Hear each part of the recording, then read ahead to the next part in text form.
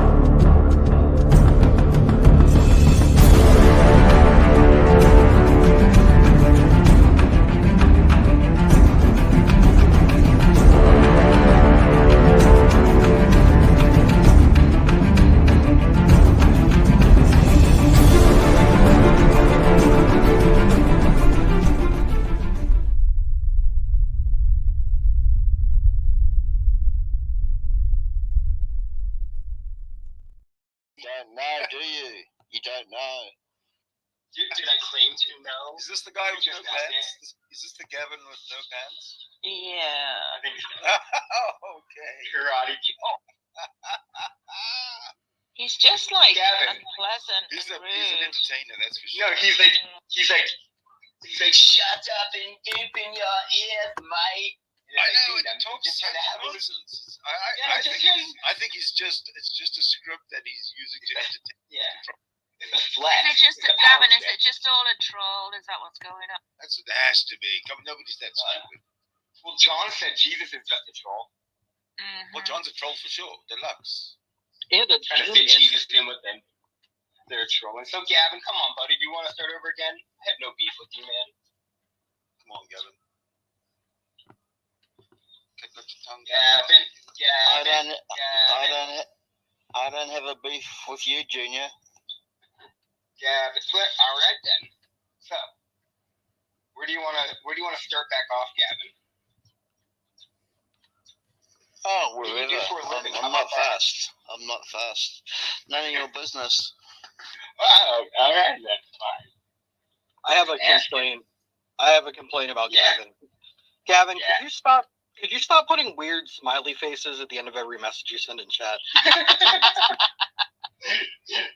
Oh, that is actually a good one. Yeah, Gavin, are you actually smiling or is it like sarcasm? I think emojis in chat are usually trolling, right? Oh, the room's ended.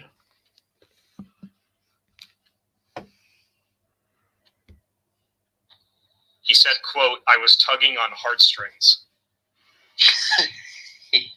Which is just a psychopathic fucking response. It's kind of funny. Hogan, did you hear my son debate John Lee? I moderated it. Oh shit! So you did. Sorry, you did. Yeah. You weren't even needed. They were so polite to each other. It was great. Yeah, I didn't have to say or do anything, and I think your son absolutely fucking demolished him. Yeah, I think so too. But I might be biased. I mean, he rattled off 20 examples of American imperialism, and all John could say was "but terrorism" or something. Yeah, it was pretty weak, wasn't it?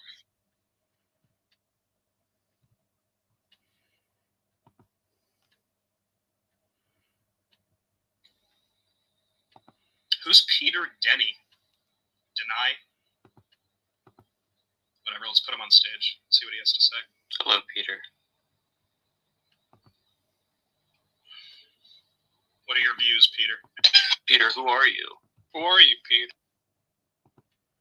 No pressure. What kind of wine are you drinking in that photo?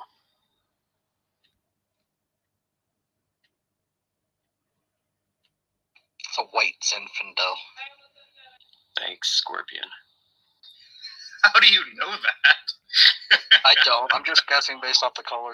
You could have made up a bullshit answer like, oh, the refraction of the light, it's only shown in this specific brand. You could have gotten away with it. The particulate density of the wine can only mean it's a 46 Comer or some bullshit. Exactly, 46 Comer, yeah. I'm only slightly clever. Matt Adams, did you listen to a 17-year-old absolutely demolish John Lee on foreign policy?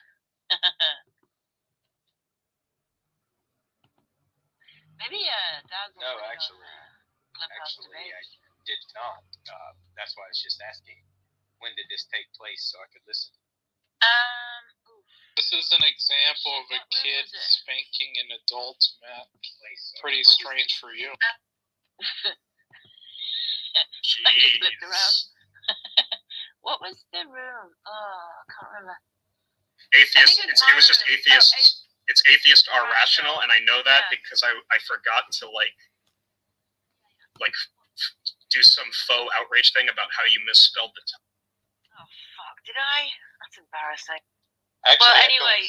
I don't think I've noticed, Haiti, that I've misspelled two, and I've actually proofread them before I sent them out.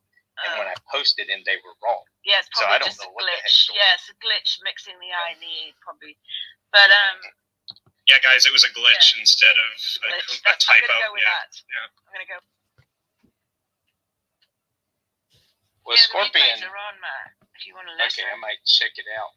Yeah. Scorpion and I have been talking about having a debate, but we haven't really decided on a topic.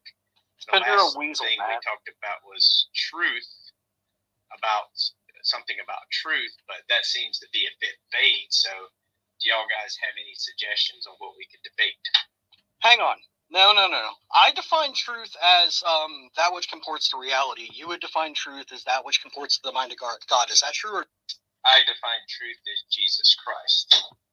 So He how the said, fuck "I am am I the supposed to truth." engage in a debate like that, Matt? That doesn't Well, make any that's- sense. I have to assume that Jesus exists to debate you. Yeah, That's exactly. stupid. That's why I think that debate would be. It's because you're a Kind of. weasel and you know that I'm going to fuck you up and you don't want to do it.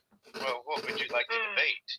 I'd like to Well, debate you on yeah. your presuppositions, actually, but you're afraid to do that. My presupposition? Well, I thought you wanted to debate presuppositional apologetics. Well, you that could do is. You You're just being want to. silly. So You're just the being want to debate on why I believe. topic of the why debate could be pre-sub apologetics is garbage, and then, Matt, you could, try and Yeah, see, I would argue that. that. Yeah, I haven't really studied. I mean, I know about Van Til and I know about You were in a room today about fucking. that, but Who was I it? would not Bonson. debate that. I mean, yeah, Greg Bonson, yeah, but Silver Star. If you wanted to debate somebody on that, I'd recommend No. debating Silver Star. I want to debate Probably. you, man. I don't want to debate. I don't know Silver Star. I want to Well, debate you. Silver Star is kind of the probably expert here on presuppositions besides Darth. But Silver Star actually knows that he's very keen on the history and all of that as well. So I don't care either him about or any of it. Darth would be the guys I would say you would want to debate on that topic. I don't care about that. I want to debate you because I want to debate you because I think you're a weasel and I want to expose you. You just debate me on why I'm a Christian, and I'll explain to you why I'm a Christian. That's not a You can debate. tell me That's why you're an fucking atheist. preaching. And That's we not a will. Well, I mean, no, kind of like what, like Tom was going to have Jack question Darth for like $500. How about this would be you question me on my position, I question you on your position, and in the end we can talk about who has the more rational position.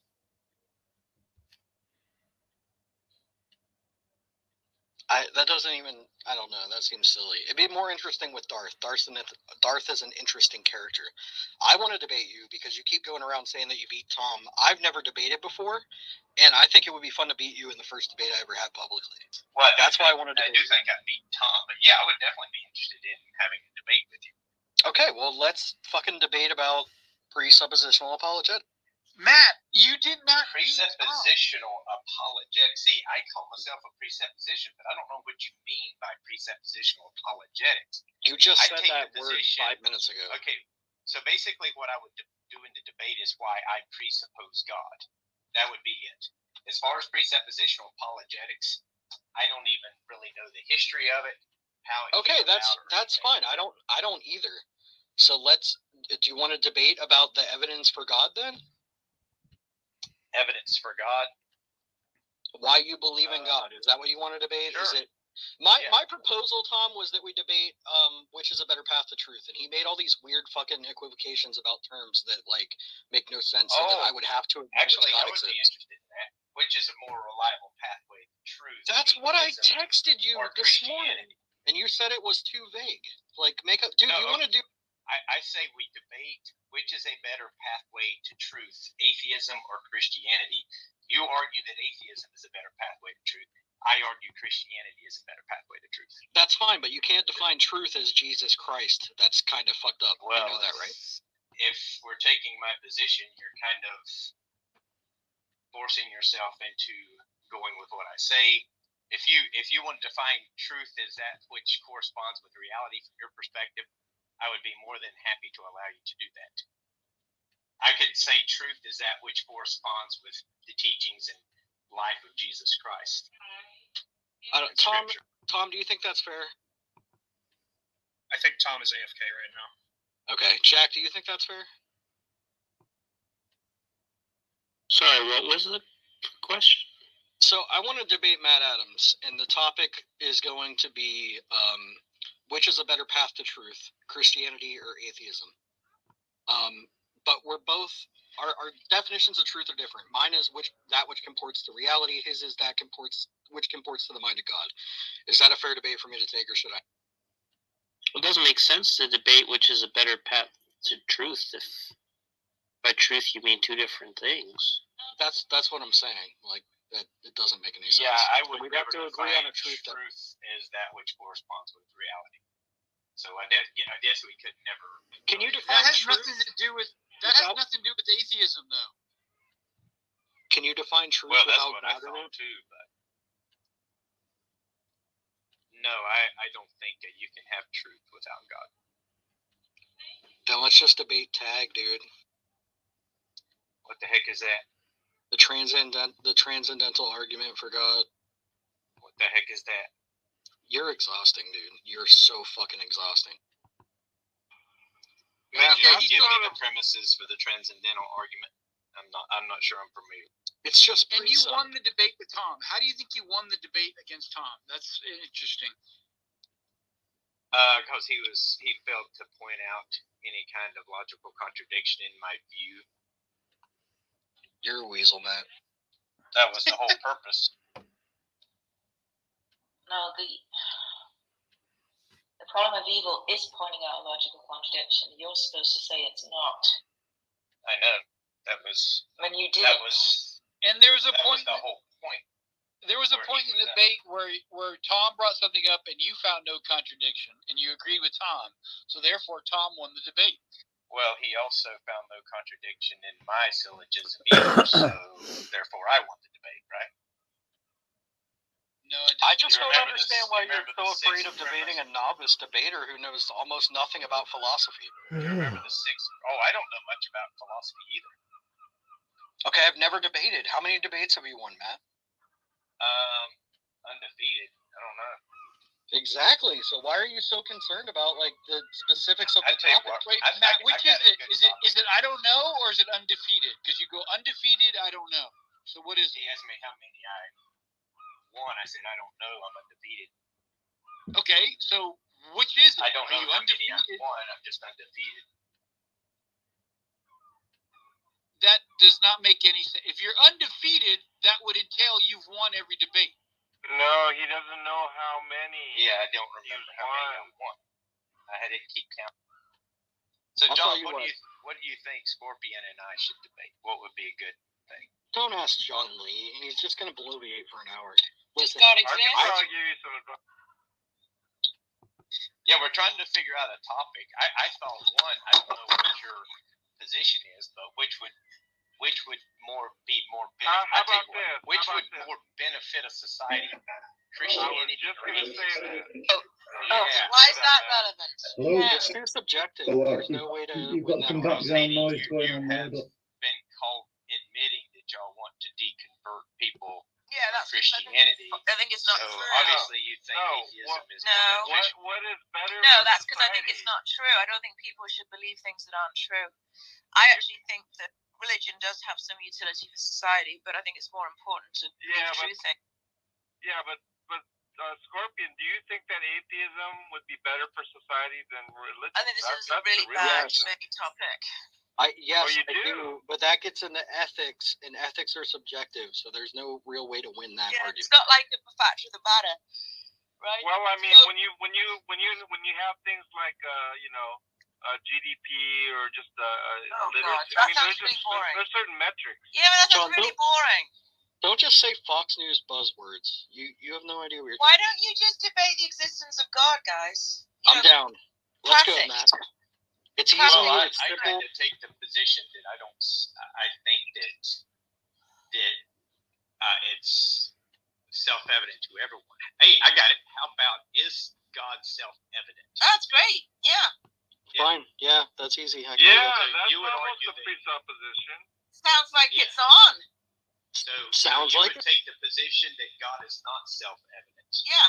I would take the So position that God that's a is good one. self-evident. Right. That's a really good one. That's fine. Okay. Yeah. Okay. Done. Tom, do you want to put it on your channel? I don't think Tom's there, but I think. Well, you do I on think Tom's James channel. is tired has agreed to host it. So more I think people it makes a watch lot Tom's more channel. sense. Here's what I'll agree to. No, Matt. that's a really James- good title. John, hang on. If Tom accepts it and wants to do it, why don't we do it on Tom's channel, but James can moderate? James could moderate, and then he could have it on his channel as well. I'm sure Tom Yeah, would be fine with it. Whatever. Okay, I'll take it. Well, Tom might not want me on his channel anymore after. Oh the no, last one. dude, you are great for his viewership. I'm sure he So would. content. He said that I was kind of dishonest last time. Yeah, you so, were, but that's okay. So that might be probably. He has. I mean, I don't think that's going to be a bar to future. He's all about business. He thinks Dawkins is really dishonest, but he'll have him on his channel. Yeah, that's a good point. True. He's great content. Yeah. Okay, so we'll talk about when we want to do this. Maybe we'll confirm it with Tom. Maybe we'll maybe look at early August, early September, something like that. Why so far away? What are you I'm gonna kidding. do? I'm kidding. Next week. What's wrong with week. June or July, Matt? We could probably do it in maybe June or July. God, you One of those. the kids are off school, right? You're done for the year. We couldn't do it here in July the 4th week. I'm sorry, we is could it talk between about Matt and who? So easily. Scorpion. Is Yeah. God self-evident? No. No, it has to be God is self-evident, right? You're God taking is the positive. self-evident. Yeah, I will take the I position don't that think so. God I hate when people throw around this term self-evident because there's like two different meanings. Well, that's People okay. Matt Scorpion. equivocate on them a lot. Save it for debate. Don't help him. Save it for debate. Yeah. All Yeah, right. I don't know who came up with the Who's debating Matt? title. I'm debating What Matt. did you say, John? Matt and Scorpion. God is self-evident. That's the debate title. What did you say, John? I just said I don't know who came up with it, but that's really a good title. It's very good. All right. Haiti did. Oh, you're welcome. I thought I did. Might have been Matt. But that's a good Well, title. We got with John Lee and put our heads together, and that's what we came up. Mm-hmm. And you So could, we can- you could John Lee. you could dabble in precept with even that title, man. Yeah, I could Or not. mix in a little precept, or I wouldn't have to. Yeah, I would love that. You That should totally statement- do that. That title is precept. It doesn't get any more precept than that. well, you'll have to bone up on your precept, Matt. Well, I've- Dawkins for help. Yeah, I might get the legend himself. to You give can me bring some him with you advice. if you want. You can have I him like bet in your you it'll corner, help cleaning you. your mouth. The I legend. think Dawkins. Yeah, if you will. The legend. He'll give you some PDFs and so on. Pretty much. John, why does God have the properties that he has and not some other properties? Why is God God? No, that's not what I asked. I asked why he has the properties he has. Because that's the properties he has. There's no explanation. There's no reason he has the properties he has. I'm supposed to somehow know why God is the way God is? That doesn't, I mean... No, it's rhetorical. I have an answer. I think I know the reason why. But I'm asking you why you think he has the properties he has. I mean, I just think it's a tautology. It's just who he is. I am that I am. I will be that I will be. That's what God says. Right, but like for example, he has a property of never lying. Is that correct? Oh, okay, yeah. What about Well, it? I don't see why he couldn't have had the property of, say, always lying. Because it is a case that God is good, holy, righteous, and according to these properties that he already has, it is consistent. Not lying is consistent with his nature. I know lying is not consistent with his nature. I'm asking why is lying not consistent with his nature? Because he's God. I mean, I can't give you another explanation than that. It's not really an explanation at all, is it? No, it isn't. It wasn't meant to be. So once again, you either don't know or you think that there's no reason why God has the properties he has? I have no idea. What if they are what they are for no reason at all? Wouldn't that be a little nihilistic? What if God is God for no reason at all? Is that what you're asking? Yeah, pretty much. Yeah, I think that's the case. God is God for no reason. God exists for no reason. God has the property of telling the truth for no reason. It's all arbitrary. Could have been otherwise. Well, I mean, why is God's nature the way God's nature is? I mean, I don't understand how you're supposed to come up with an explanation. I mean, when you get down to like God, it's like a primitive. And so you're trying to dig in deeper. I don't think it's possible. I'm not really trying to dig in deeper. I'm asking you what you think about it. I don't think there can be a reason, right? God is, as you say, right? He's completely non-contingent. There can't be a reason why his properties are the way they are and not another way. But I would think that'd be, unsettling for the God believer, right? That God, for example, doesn't want people to suffer for no reason. It could have been otherwise, right? He could have, for example, made a world in which he wanted everyone to suffer as much as possible for his own benefit. Wait, what makes you think God doesn't want that would be good. to suffer? Where do you get this idea that God doesn't want people to suffer? Oh, it's just an aside. If his property is such that he wants people to suffer, then it could have been the opposite. Yeah, I mean, God has no problem with people suffering. I'll tell you that much. Because it's pro toto good. Thank you, Darth.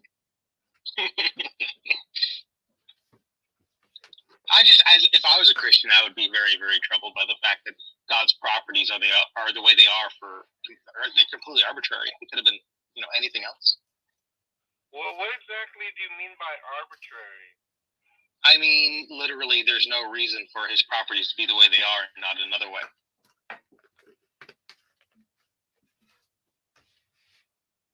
I mean, whose reason are you saying? Like God's creator? Any reason. There are no reasons. There's no explanation for why. There's no explanation for why God has the type of properties that he possesses. Yeah, I literally told him I don't know why fact. God is the way God is. Yeah, there's no explanation. Right, I don't think there can be, to be honest. What you mean there's no explanation of how God is? Yeah, it's just a matter of understanding that God is. Yeah, there's no explanation. There also isn't any explanation for the initial conditions of the universe. So. Well, I mean, the universe is not uncaused. Yeah, that's a really good point. Well, it's a really good point. My point or John's point? You're very low.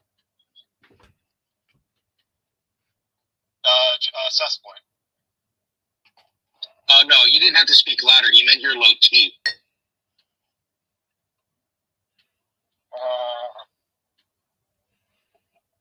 But thank you.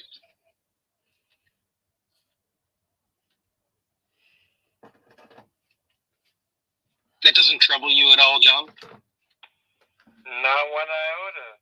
I mean, you can noodle over it all you want, if you wish to. Well, there's nothing for me to noodle over, right? Yeah, I won't lose any sleep over it. And if I don't have an answer for you as to why God is the way God is, I don't think that's answerable. And I'm comfortable with it. And it does not disturb me one bit that I have no answer for you. I think it should disturb you. It would disturb me if I was a Christian. I'm not, so it doesn't really bother me. But I think God is the way God is. God is just. Right. God is the way he is because he's just. Yeah, God is the way he is because he is a certain way. No, he is the way he is because he's just. Because he is a certain way. He's just. He could have been unjust, right? He could have been unjust, but he's not unjust. That's why he is the truth. So he's just because he's just? Spouting, yeah, what does it mean to say that God is the truth? God is the person. God is the person. person. You're wondering what Jesus so what, shut up, John. What does it mean to say that a person is somehow identical to, like, let's just say, to, like, to truth, to, like, some property, either abstract, or let's just because say... Truth is the epitome of fairness. Yeah, that's good. I mean, okay, buddy. Yeah, that's not... Well, I have to believe that because God's law, for example, the Ten Commandments are based upon what I believe is the truth. Is that Foxy?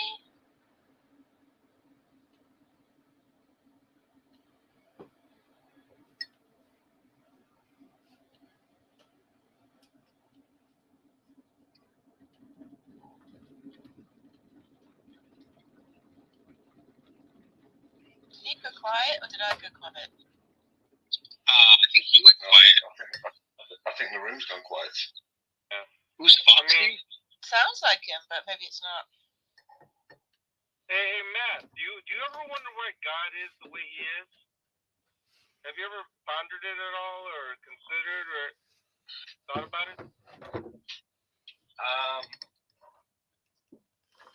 I don't know. Not really, I don't think. Not in depth. What is the definition of how God is?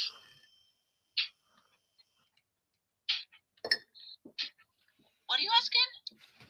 Look, John, you pointing out that other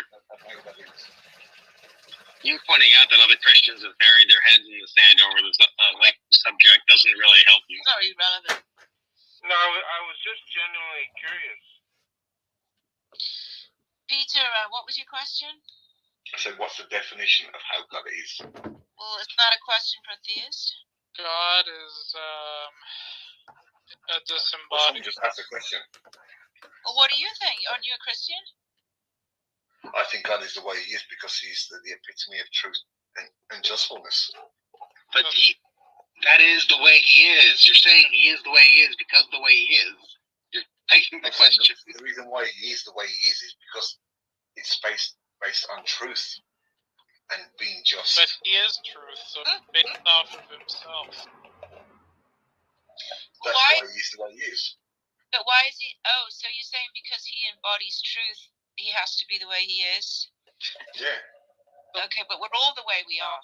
It's like saying Peter is exactly Peter tall. Why is Peter tall? Because he's as tall as Peter is. Yeah. That's only if you make exactly. That's only if you make the equation to God, but we're not God, so we can't make that equation. We're still the way we are. How about this? You are the way you are. I'm just saying it's Peter. All I'm saying is it's vacuous, right? We're not really saying anything. Yeah, but Seth, why are the actions of logic the way they are? Right, so it can't be the epitome of truth makes someone the way they are because we're all the way we are, and we are not the epitome of truth. So have you got But something? we're not God. We're talking about God. I understand we're not God. I understand that. And I said, what makes God? God is the epitome of truth. Yeah, you just repeated yourself, and I just pointed out. I know because you keep making a strawman argument and equating my answer to mankind, and you can't equate my answer to mankind. I'm equating my answer to God. Listen, What was your question, John? your claim is that God is the way He is because He's the epitome of truth, right? Yes. Okay, we are the way we are, so it can't hinge on being the epitome of truth. Real? Wait, hold on. Well, we could tell you why we are the way we are. Wait. Shut up. Shut up, John. Is that the real Dan Barker down in the?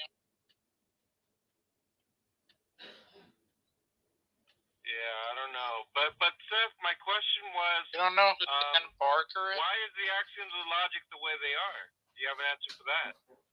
Not with that few followers, but yeah, John. The way logic is I think it's probably a brute fact. Are you the real Dan Barker? Which is a dumb question. Dan? Not with that few followers, I would think. Dan. I don't know how to unmute. Did I unmute right? Yes. Oh yeah. So yeah, this is Dan Barker, but I only have a couple minutes. No way. I'm just popping in for, and I have no idea what you guys are talking about. I just popped in about 30 seconds ago. So. Well, welcome. Yeah. Well, we're just wondering why God is the way He is. Well, if God is a fiction, then He's the way the authors made Him to be. Well, it sounds like Dan Barker, that's for sure. And if God is not a fiction, what would that mean? Well, it would mean He's real, but then you have to define what it is. The definition of the way God is that your right and wrong morality is based upon biblical morality. That doesn't sound like a definition. That sounds like a declaration. And God declared it. God made a declaration within the teachings of the Bible. Well, there you go. You know, I used to believe the Bible, but the Bible's not reliable. The Bible's not a good book of truth. And the Bible contradicts itself. The Bible has a lot of horrible moral teachings in it. The Bible was written by ignorant people. It has a little bit of truth in it, but if you base a definition of God on the Bible, then He is a God we should detest, not admire. Can you give me some? I just realized Silver Star sounds like Dan Barker. Dan, do you mind? Wait. I could confirm or deny that he is.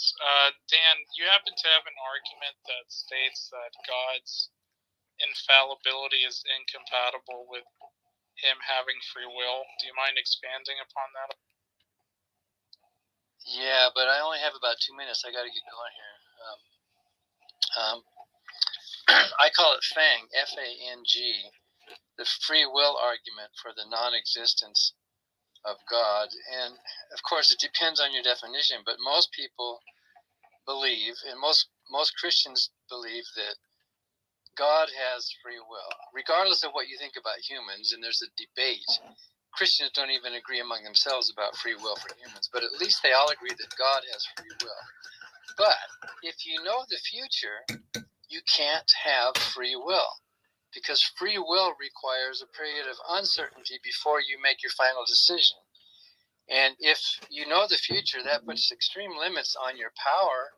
It also puts limits on your freedom. Therefore, a God who is a personal being, who has free will, who knows the future, cannot exist. It's mutually incompatible. It's an illogical. It'd be like arguing for the existence of a married bachelor. It's incoherent before you even try to argue for his existence. You don't even have a definition that holds water. That's just one of the many so-called arguments from incompatible properties. Yeah, but why couldn't God know the future? Because He decreed the future. freely. Well, yeah, if he knows the future, as you say, then he doesn't have free will. Something's got to give. No, you misunderstood my point, sir. I'm saying that God decrees the future, and therefore he knows the future. He freely decrees the future, and he just happens to know the results of the future. So God knows what he's going to do tomorrow at 12 noon. Between now and tomorrow at 12 noon, he has no ability to change his mind. The future is fixed in his mind. Therefore, it's completely deterministic. He has no freedom to change his mind and do something other than what he robotically has done. There might be a God who's powerful. There might be a God who has free will. There might be a God who's omniscient. But there can't be a God who's all of those things at once. Yeah, I would argue that he can be all of those things at once, and it's the case that once again, it is not that he's locked into the future that he's determined. It is that he freely determined the future, and so I don't understand why you think that he's somehow subject to his own will in the determination. Because he can't change his mind. That's what free will means, that you have the ability to do otherwise. The definition of free will that most philosophers adhere to is, and not all of them do, but most of them adhere to the definition that you could have done otherwise. If you cannot have done otherwise, then by definition you don't have free will. It's a definitional thing. I wouldn't agree with that definition. I mean, I don't know who's making up these definitions, but I would consider God immutable. That's a definition. God is unchanging. So where do you get that immutability is somehow in contradiction to free will? I would claim that it's not. He's saying infallibility is, not immutability specifically. I'm saying immutability precludes freedom. You don't have free will if you are immutable. You cannot change. You are a pre-programmed robot, let's say, or a computer program. So maybe you can have some of those characteristics, but you can't have all of them. It's like being a married bachelor. You can be a married person, or you can be a bachelor, but you can't be both. I think Scott Clifton has an argument that says that the God of classical theism is the most limited being in the world, right, or imaginable, right? He's the most limited. When it comes to free will, he's the most limited being imaginable, right? He has to do exactly as he foresees.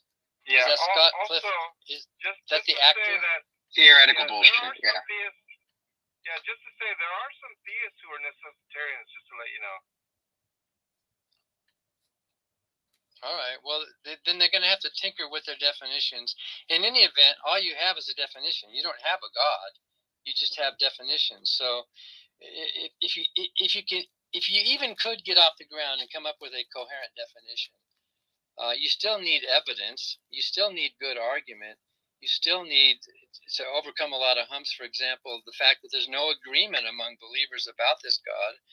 Even though Paul told them to be of one mind, there should be no disagreement among you. But you can hardly think of a book that's more disagreeable than the Bible. The fact that there's no good reply to the problem of evil, the fact that there's, no reliability to these so-called holy books that are internally contradictory and immoral. So definition is just the first step. And I don't know anyone who's really made some people argue for a natural God, and maybe that would be coherent, a being who's subject to limitations of nature. Maybe he's just a really powerful creature. Maybe that kind of definition would Yeah, just a side question, Dan. Are you part of the Clergy Project by any chance? Yeah, I'm one of the founders of it. Oh, wow. Wesley. Wow. Okay, so my question is, did you ever know God? I thought I did, yeah. I felt the Holy Spirit. I got goosebumps. I had this presence in my mind that convinced me that God was real. But I now know that it's an internal delusion. So could it possibly be that if we're talking about definition? Wesley Curry. Excuse me, I've just blocked you. I didn't like what you said when you came into the last stream. It's been edited out. I couldn't care less what you think of that. Don't come into my studio and start saying stuff about Jesus that goes contrary to Scripture. I don't expect everybody to believe what the Bible says, of course, but I do expect somebody who says he's some sort of Christian to do so. Not out of forcing yourself to do it. But don't come in my studio, right? I mean, I was polite enough to let you in. Don't come in my studio and start saying stuff that's one definition, and that excludes about Jesus Christ. You know, that, I mean, you don't believe in Jesus Christ's forgiveness anymore, blah, blah, whatever. Yeah, go somewhere else. Go into Praise I Am's channel and talk your garbage over there. Don't come into my studio doing it. Praise would appreciate your presence. I'm confident of it. Well, I used to think that. I used to believe it. I used to feel it. I used to get bye-bye. I used to see TTFM. answers to prayer. Ta-ta I used to for see what I now. thought were miracles, and they were very affirming. But You need to rethink. There's nothing that convinces me now that Repent. that was happening outside of my own brain. I've seen you around, Wesley, I know. I've debated Hindus, I've debated Muslims. Wesley, I've seen you in other channels. Yeah, I have an inner awareness. I know what you like, not perfectly, of course.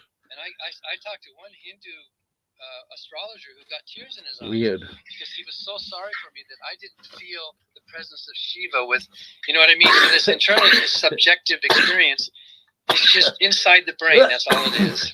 Yeah, you know what? He was asked the question. God. He said, "Is that how you're going to define it? I was never a true Christian." But he also says, "I don't think anyone's a true Christian." That was his answer. That he acknowledges that he was never a true Christian if he went by that definition. But if we went by that definition, would you also agree, Dan, that you were never a true Christian? Well, if I wasn't, the Bible says you shall know them by their fruits, not by what they say. And my life exhibited all of the fruits of the Spirit. I saw people born again. I performed faith healings occasionally. I was, and I felt the Spirit. So if you go by what the Bible says, that you know them by their fruit. If I was not a true Christian, then nobody is. Neither are you.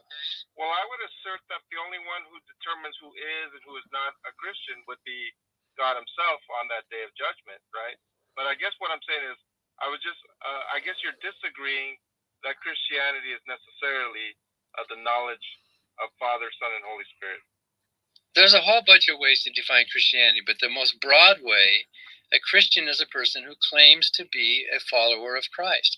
You might think they're not following Christ correctly, but they're not Buddhists, they're not Hindus, they're not Satanists. They are Christians because they claim to be followers of Christ. Maybe they lack. Maybe they lack something according to your theology, but maybe you lack something according to their theology. So in the broad definition, I think Matt might be true, and I would agree with him by saying, I wasn't a true Christian because nobody can be a true Christian in the sense of actually experiencing God. That's impossible. You can have a mental experience, and that's real. I had a real mental experience, but that just convinced me within my own brain that my delusion was something real. When now I know better, it wasn't real at all. Yeah, I gotta go. I'm sorry. Horns honking out here. Thank you, Dan. All right. Good to hear you talk, Dan. Come back, Dan. Come back. The man, the myth, the legend, Dan Barker. John, thank you for behaving yourself. Yeah. John, you got folded again. Well, obviously, but maybe Daz will put it on Clubhouse Debates. I've listened to quite a few of his discussions and lectures on YouTube when John said, "Are you Dan Barker of the Clergy Project?" I'm like, "What?" And I clicked on his profile, and sure enough, that's him. You guys, the Clergy Project really chaps your ass, doesn't it? No, actually, it doesn't really chat me. I think I actually use it to my advantage in discussions with atheists. No, I really What's this enjoyed Clergy the way he Project? answered, because the other people in the Clergy Project, I asked that question, "Did you ever know God?" They get really hostile, and Dan did not. I really appreciate it. John Rawls. ex-pastors who've lost their faith, presumably in a quite devastating way, and he goes to their support group and trolls them. I just asked him if they ever knew God. That's all I asked. No, I'm sure you do more than that. Well, I do a little bit more than that. There you go. Yeah. Who does? Okay. They kicked me out of the group. Yeah, they do. Oh, Who right. does actually know God? Well, the fact here's a you asked link that to the question, clergy project. can I'm answer just it going to put it in. Well, I Who thought does know God? it was very interesting. He had that whole like mental experience, and now he realizes it was just a delusion. There Yeah. it is. And I like what he said. There is no true Christian. So I mean, I like that. Right. That's what actually Matt Dillonty said as well. He doesn't believe there are any true Christians, but he was acknowledging that if the definition is that, then he acknowledges it was never a true Christian. So what was There his are true argument Christians. You obviously haven't met that God any, can't John. have free will because he knows the future? I mean, John Lee is an No, evolutionist. Come on. No, it's What not a weak. It clown. actually makes sense because God You can. know, it actually does make sense. If You God, know what- if he's immutable, if he can't be changed, then that means the future's set.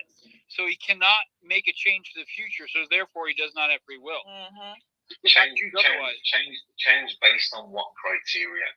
That's what needs to be established first. Look, if you know the future, right? You know what you're going to do next Tuesday. Do you follow me so far, Peter? I get what you're saying, but what I'm saying to you is it's like that's the same argument monotheists come with Christianity in regards to the Trinitarian belief, and I say to them all the time, What's it? What if? What are you talking about? What if? I'm trying to explain. Well, I asked you whether you followed the argument, right? I didn't ask for anything else because I was going to ask you a follow-up. You understand? I think his argument is a nonsense. Right. So let's go back. I asked you if you understood the concept. God knows the future. He knows what he's going to do next Tuesday. You agree, right? I understand that perfectly. Right. Terrific. So if he knows what he's going to do next Tuesday, how can he do something different next Tuesday? Dan Barker. Because if he decides to give a creation a free will, and he removes himself from knowing what's going to go in the creation, what I said. Then that's acceptable. How is that relevant to what I said? Because I'm removing his all-knowing from his creation. Well, I wasn't talking about his creation. I was talking about what God's doing next Tuesday. And what I'm saying to you, but you're limiting that, and you're Jesus, you're dumb. Making that sacrilege, and I'm going, that's not sacrilege. This is what they do. What the? If he creates a creation that has free will, then God has to remove himself from the free will of the creation he's created. No, Peter, it has nothing to do with creation. This is about him being immutable, unchangeable, meaning the set schedule of events for Tuesday is set. He cannot change that event. In his world, or our world. Hey, we're talking about God. This could happen in creation. I don't know what you're about creation. In our world, we're talking about whether God has our free will or God's world. Okay, let's try this again. Sans. Do you know what sans means, Peter? It means out without, right? Sans creation. God knows what he's doing next Tuesday. Hello, Gavin. Right? How are you? So forget creation. Hey, did you say sans? Look, I said sans. S-A-N-S? Oh my God. S-A-N-S. Regardless of creation. How about that? Forget about creation, right? Creation is not a factor in this conversation. If he knows what he's going to do next Tuesday, how can he do something different? That is the question. In his world or our world? Holy shit. Because I can't answer for God in his world. I can answer the question if you're going to base it in our world. Okay, based upon the information of God being immutable, God being unchangeable. Who's Peter The future Denny? is set for Tuesday.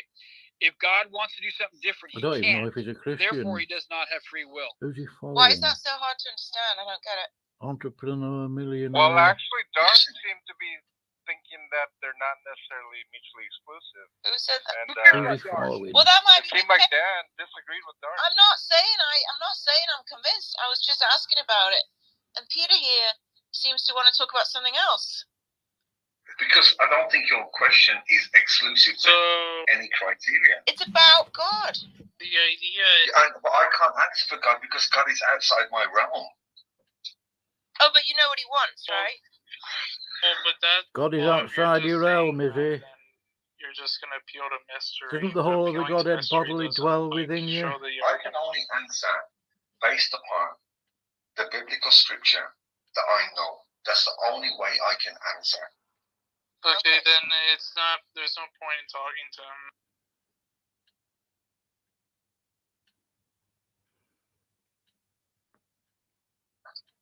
But I did want to know, Darth. Never heard of Dan Barker.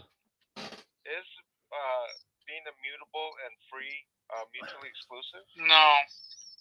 But look, that's what I thought. Yeah, I'm fine, thanks, Gavin. Saying this. I'm Suppose just. you take it that in order for an agent to deliberate, I don't want to sleep. Sleep seems to be a waste of time, a lot of the time. The outcome of their deliberation.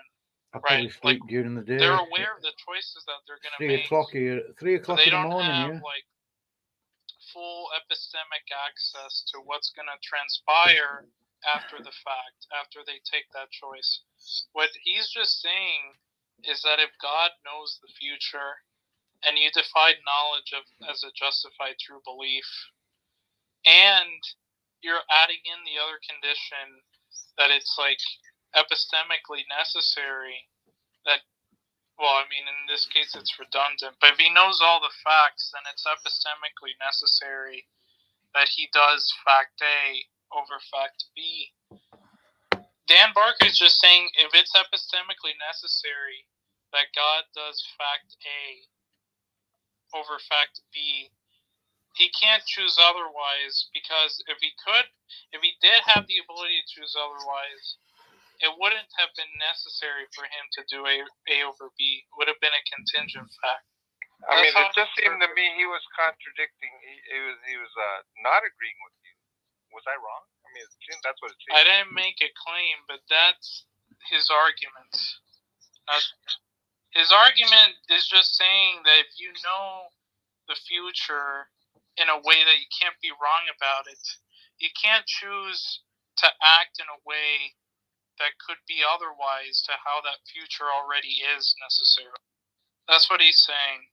The future is such a way where you can't act. Well, Dan Barker is saying that the future is closed. The future is such a way where you can't act out of accordance with the way it is, because it's necessary that the future is the way it is. Something. Yeah, but I would agree with that. The Bible's saying that the future is the way, like Christ coming right when he did, Christ coming back right when he will. All of these things. Well, then you're just exactly conceding the argument. So then you conceded the argument. Do you agree, John? No, what I'm saying is about the free will part. Okay, then you just deny that he has free will. There you go. No, you're saying that like whatever's happening is already completely decided. That's what I'm trying to say. That's just begging. That's just begging the question. Gavin, did you know that John Lee is an evolutionist? He says he's a Christian. He's an evolutionist. So that's a terrible response. It's actually a baseless response. Yeah, but wouldn't that make him? I would say that he knows what he's going to do because he's freely chosen to do so. Yeah, because he deliberates. But when he does this, and he's not tempted to do otherwise, it seems like. So that would actually make him more free than the situation we're in which we could come up with a plan, and then circumstances would come up where we would be forced to change. Well, that's just, so it would make us less free, right? I mean, that's just gibberish. But John, the idea here is he's just saying that if you had knowledge of all the future, it implies that the future is closed. The future is such a way where you can't act out of accordance with it, right? You can't choose to be out of accordance with how the facts actually. Well. Yeah, but it seemed like he just arbitrarily decided. He's just saying that he can't act out of accordance with the way. Yeah, and that's where I disagree with his definition of free will, in the sense that he's saying that free will is such that you can't act out of that, and I don't agree with that definition. I don't know where he came up with this. He's just saying. Is that a philosophical definition? He's actually right here. As long as you define free will as the ability to choose otherwise, right? Then obviously, if God doesn't have the ability to choose otherwise, right, or in this case, to act in accordance with the way the future is, because the future is fixed in such a way, it just follows from that you think that God doesn't have free will. Right. No, in that case, I would agree. If he's going to define free will that way, yes, I would agree he's correct. What I'm saying is I don't agree at all. That's how free will is defined. You just want to redefine free will. What is the common understanding of free will in philosophy? What he said? Libertarianism, the ability to choose otherwise. I mean, I understand what compatibilists are saying by freedom most of the time. They just seem to redefine freedom as like some action which, if you take in consideration to what the action is, what the actor is deliberating on, they're not, let's say, restricted to act on let's say what they desire, right? They're not restricted. They're not drugged. What's the other example? I mean, you could give thousands of examples, right? Yeah. But what would be the case if God freely chooses to do what is right, what is best, what is proper, and even though the other option is there, he just doesn't want to do it? Well, then you're not addressing his critique, then, because he's just talking about libertarian free will, and you're just redefining free will into something unintelligible. I don't know what you mean when you say that God can freely choose, right? And somehow all his actions are necessary. That doesn't make any sense to me. No, not that his actions are necessary, but that once he freely chooses, what is chosen necessarily must conform to what he does. You agreed earlier that whatever God does is in accordance with his essence, right? Or at least identical. That's correct. Okay, are his actions identical to his essence? Well, I mean, as far as like divine simplicity and will and pure act and all that stuff, I think in that sense it is actually. Okay, so there you go. So if God's actions are necessary, then that's just going to be incompatible with free will.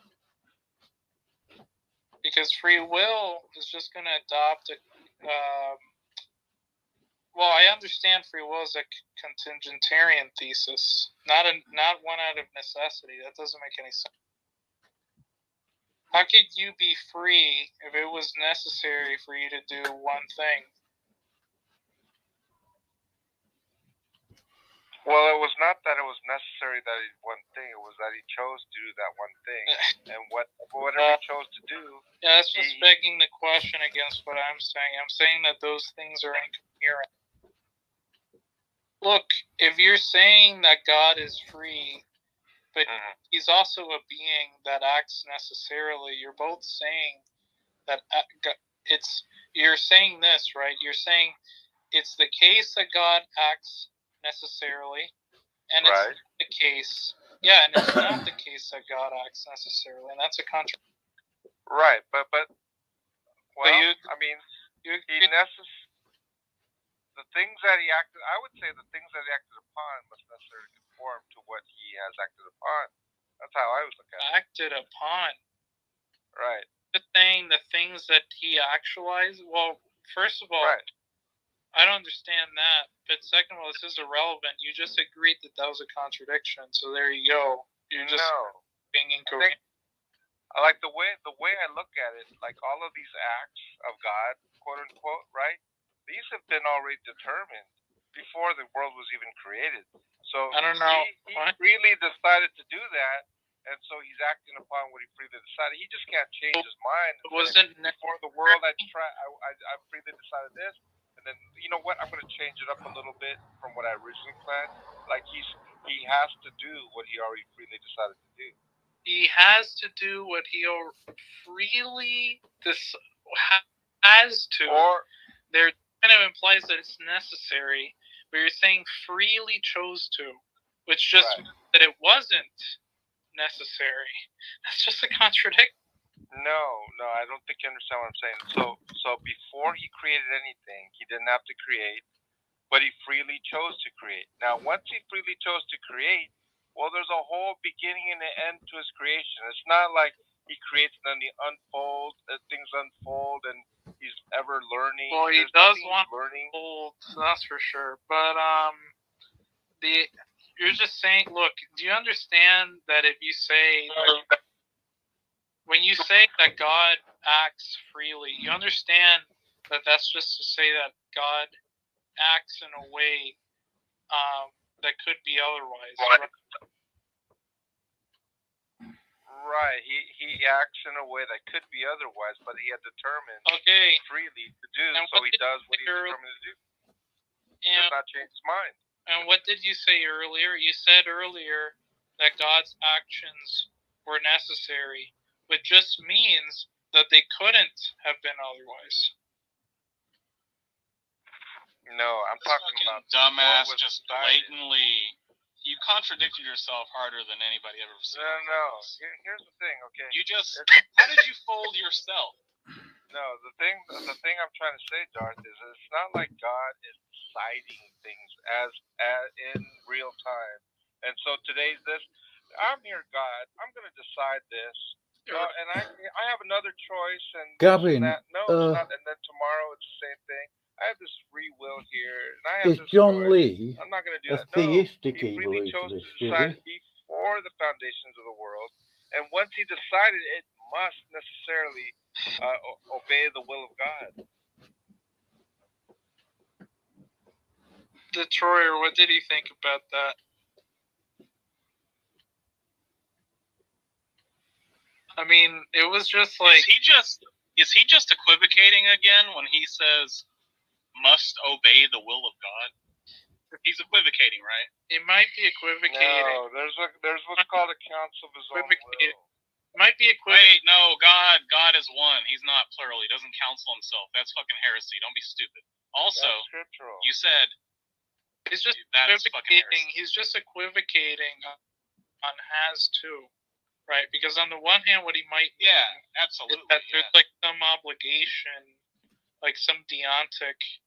I don't know. There's an obligation for God to abide by His own will. Well, I mean, that's weird coming from the fact. Why would he call it obligation? That's weird coming from the fact that you think that God is the standard for all morality. He could either mean two things: either that there is like some moral obligation for him to create. Or it's just like, I don't know, logically necessary or necessary under some other modality for him to create. In which case, it's not going to be interpreted normatively. I don't understand what morality has to do with the free will part. You're equivocating. You're either using has to in an obligatory sense, or you're using has to in like a modal sense where it's necessary for him to. No, what I'm saying is it's not that it's necessary for him to create, right? I'm not a necessitarian in that way that he had to create. But what I am saying is once he freely decided to create, every single little action within a temporal sense within that has already been decided freely before the foundation, and it's just playing out. It's just playing out. There's no God having a whim one day and another day. No, this has already been decided before so exactly Jesus is coming at a certain time. He's coming back a certain time. Everyone is born exactly when. There's no change in anything. It's all determined in that sense, and within that sense, there's a compatibilist free will, and that's just how I understand it. And God has free will, libertarian free will. Yeah, here's a contradiction. You're saying that all events that happen post-creation are necessitated by God's will. And it's not the case that all events that occur post-creation are necessitated by God's will. It is the case. Yeah, but you're saying it isn't when you invoke free will there. Whose free will? God's free will? No, ours, dumbass. Oh, ours. So now, wait, we're talking about the free will of God, or we're talking about our free will? Those two different wills, isn't it? I don't understand what you're saying. I thought we're talking about God, whether God has free will or not. You said all events in the physical universe are necessitated by God's will post-creation. Oh, yeah. Okay. Do we have free will as well? Yeah, I mean, we have compatibilism. What? Free will. I mean, it's called like creaturely will in our circle. We have compatibilists. No, creaturely will is something you make up that has no definition. We have a position. No, there's a philosophical terminology. I believe it's just compatible. I don't know what they call it. I don't know if they call it free will. Compatibilist free will. Okay, maybe it's that term. Is that an actual philosophical term? You can't be a necessitarian and also believe in compatibilism. That's what I'm trying to address. I mean, it's not I'm not a necessity. You're talking about God, right? About what God is doing. I don't like. John, are you on the fucking pills again? Are you taking that oxy? What's wrong with you?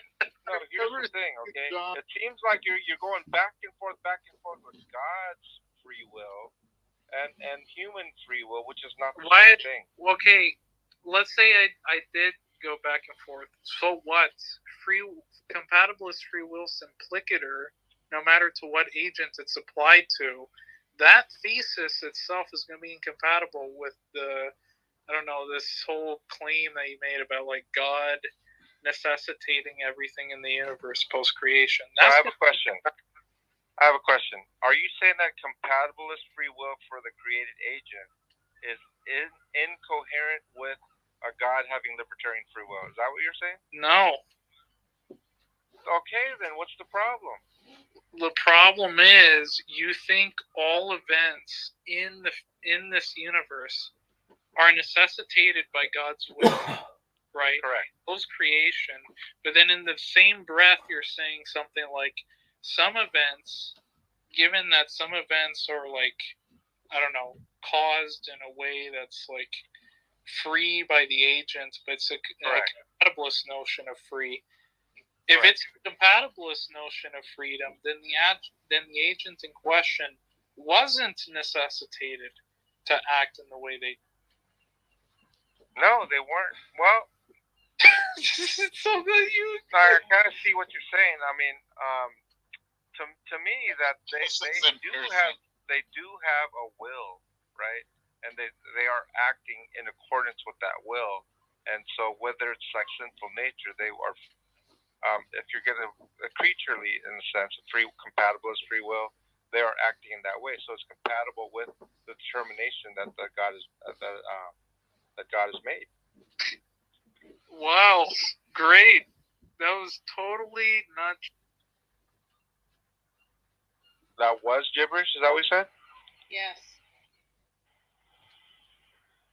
I don't see it as gibberish. I mean, I see it as being coherent. Maybe the issue is I can't express it in a way that you can understand it. John is the only person on Earth, right? Well, some exceptions, but one of the few people on Earth that defines coherent as incoherent. He's just so... John, your problem is you try to use too much fucking jargon that you think works. You've convinced yourself in like 10 years of repeating the same shit on Facebook. No, my issue is that I don't know philosophical terminology. Admittedly, that you rattle off like the same canned phrases. Now you're fucking stuck in a loop. Like so what you were talking about, Darth, about the necessitarian part of it, I don't necessarily know if it is post creation, some sort of necessitarian in the sense that this was just more like foreknown. But then, so then drop the claim that you were making earlier. Just say, I don't know. You save a lot of it. You save. No, it's not that I don't know. I have a good idea, but exactly what's going on according to Scripture. But if you're saying there's some sort of contradiction in it, I personally don't see a contradiction. But maybe if I'm not explaining it right and you hear it a certain way, well, certainly there would be a contradiction. If you're hearing something that I'm really not saying because I can't express it accurately or precisely. Well, if you can't, then shut up. Well, it would be incumbent upon me to actually learn the terminology of philosophy and then be able to translate to you my understanding, which in my mind it's coherent, but maybe the way I express it and then the way you receive it is such that I'm saying something I'm not actually, and then you say got a rare terminal disease called Facebook brain. I'm so sorry you were stricken with it. Well, I mean, Facebook, I didn't have to do much of these kinds of discussions. Never heard that one before. I have a whole bunch of prove your God. I remember that one. I use it about 1,000 times every. Well, those people also have like Facebook brain, but that's fine. What's going on?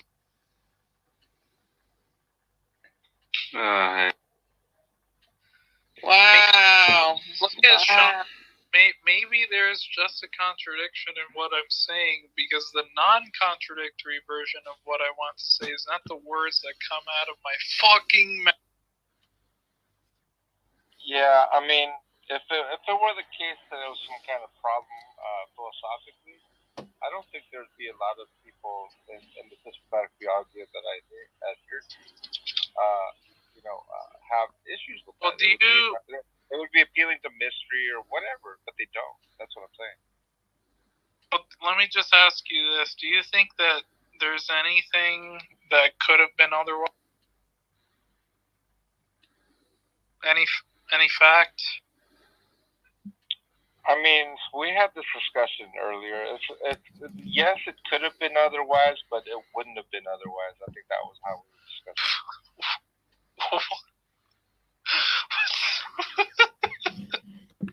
It's kind of like that doesn't make sense. It could have been otherwise, but it wouldn't have been otherwise. He could have refrained that actually that's contradictory. But it was the case that he would not. What does it? Wouldn't there just means that it couldn't have been otherwise? Right? Coulda, woulda, shoulda. It's only been one way. What? Something is both contingent and necessary at the same time, according to John Lee. Modal dilation. Yeah, I mean, for lack of a better way to express it, the way we understand it is that the agent had a will, a creaturely will. That's what we actually call it. And maybe it's not a philosophical term, but we say they have a creaturely will to either kill or not kill, let's say, and they chose to kill. And it was the case that they would have chosen when to kill. When you say creaturely will, it's just redundant, right? Because wills are the types of things that certain creatures have, right? So, I mean, what's a non-creaturely will?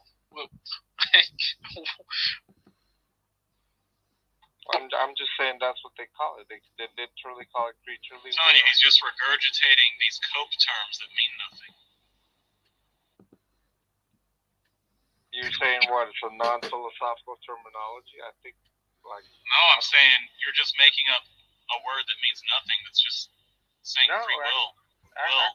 Actually, the creaturely will is used in churches and theological understanding. It's a distinction without a difference, John. No difference. So if you're going to tell me what is the philosophical equivalent, I'll just use that term with non-Christians. What is the philosophical equivalent? Determinism. John, I had a question. Was your come to Jesus you're just saying I did in a program? You're just saying, John, this is what you're saying. John, you're saying, I mean, I'm taking a shit today, but I'm not. What's the difference, right? When you say creaturely will, it's not libertarian free will. What the fuck is that?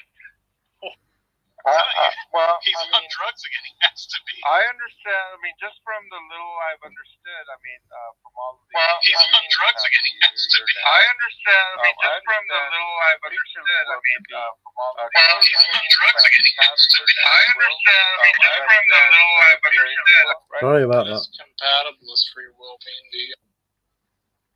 Well, compatibilist free will to me means like that the agent has a will that is compatible with what is determined. Based? Is that a wrong definition?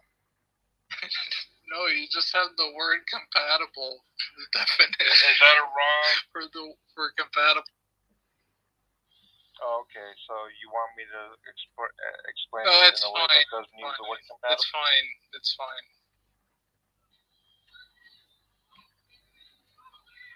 John, this was your worst showing yet. You say that a lot. Maybe there's something going right over my head. But I'll tell you what. Because it ought to occur. What I understand theologically, I haven't had to revise anything. I've been discussing this a long time now. When it comes to philosophy, what I do have to revise is my terminology and the way that I express it philosophically to philosophers like yourselves, so that you guys can understand it. That's my challenge. No, but you realize that the reason why I just say it so often is because it ought to occur, right? Look, I want to be mean to him, but that was like a rare glimpse of humility from John Lee. Yeah. I mean, not often do you see that. I mean, he debated Hades' son earlier. I heard he got folded, but I'm not sure that he was humble about it. He got folded by a 17-year-old and Dan Barker in the same day. Fucking wrecked. John, I feel sorry for you. I feel sorry for you in one sense because you're really trying hard here, right? You're really trying hard to like troll around, but on the other hand, I don't feel sorry for you because you just fail miserably every time. Well, interesting the way you say that, because I think a lot of other people are trying to troll, and I think they fail miserably every time. No, you. Almost every time. No, you. Uno reverse card. Uno reverse. Got him. He's like an endless deck of reverse cards.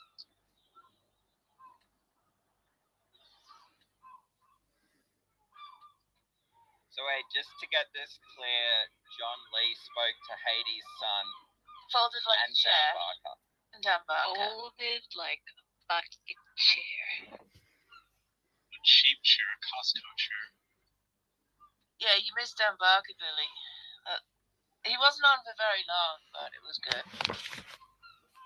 I can get his brother in here anytime if you want. Your son, right? You think I was going to go for your son's jugular, Hades? Come on. I let him win. It wasn't like I let him win. He had mercy on the pup. Come on, man. I wasn't even trying to win. Oh, you're just going easy on him. Whatever. It's not about winning, but I think you were disagreeing with him, right? Obviously. Well, of course I was disagreeing with him, sure. Right. And so I think, if you want to replay, anyone can see that he just had better arguments. John, I mean, the kid's right. Katie's no doubt about that, okay? But yeah. I mean, here's the thing. I was just trying to have a conversation with him. And I thought he was very well. I wonder how Dan would do against someone like Darth, though. Or even J-Rob. I think it would be kind of like Lawrence Krauss. He's like, you're fucking retarded. He's hand waving.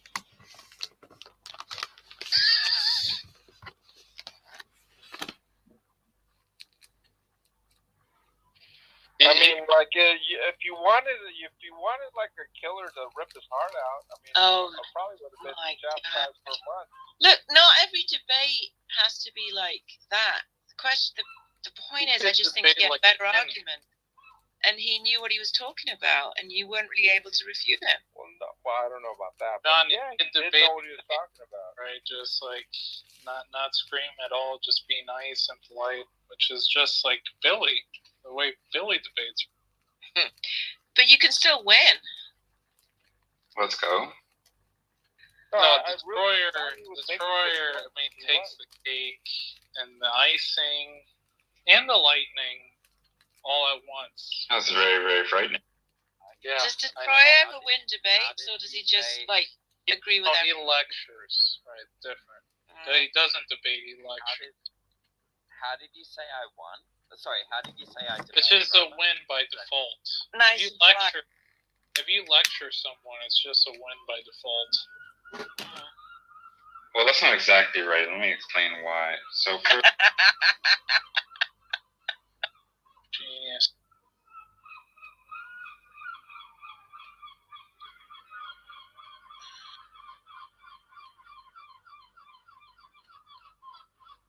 Jack is somewhere in the middle, I think. He sometimes is abrasive, but sometimes can, like, be nice.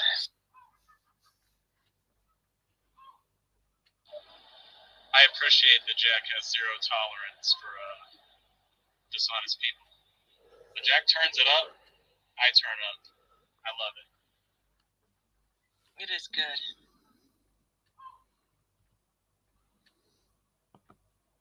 I've never seen anybody that doesn't deserve it get it.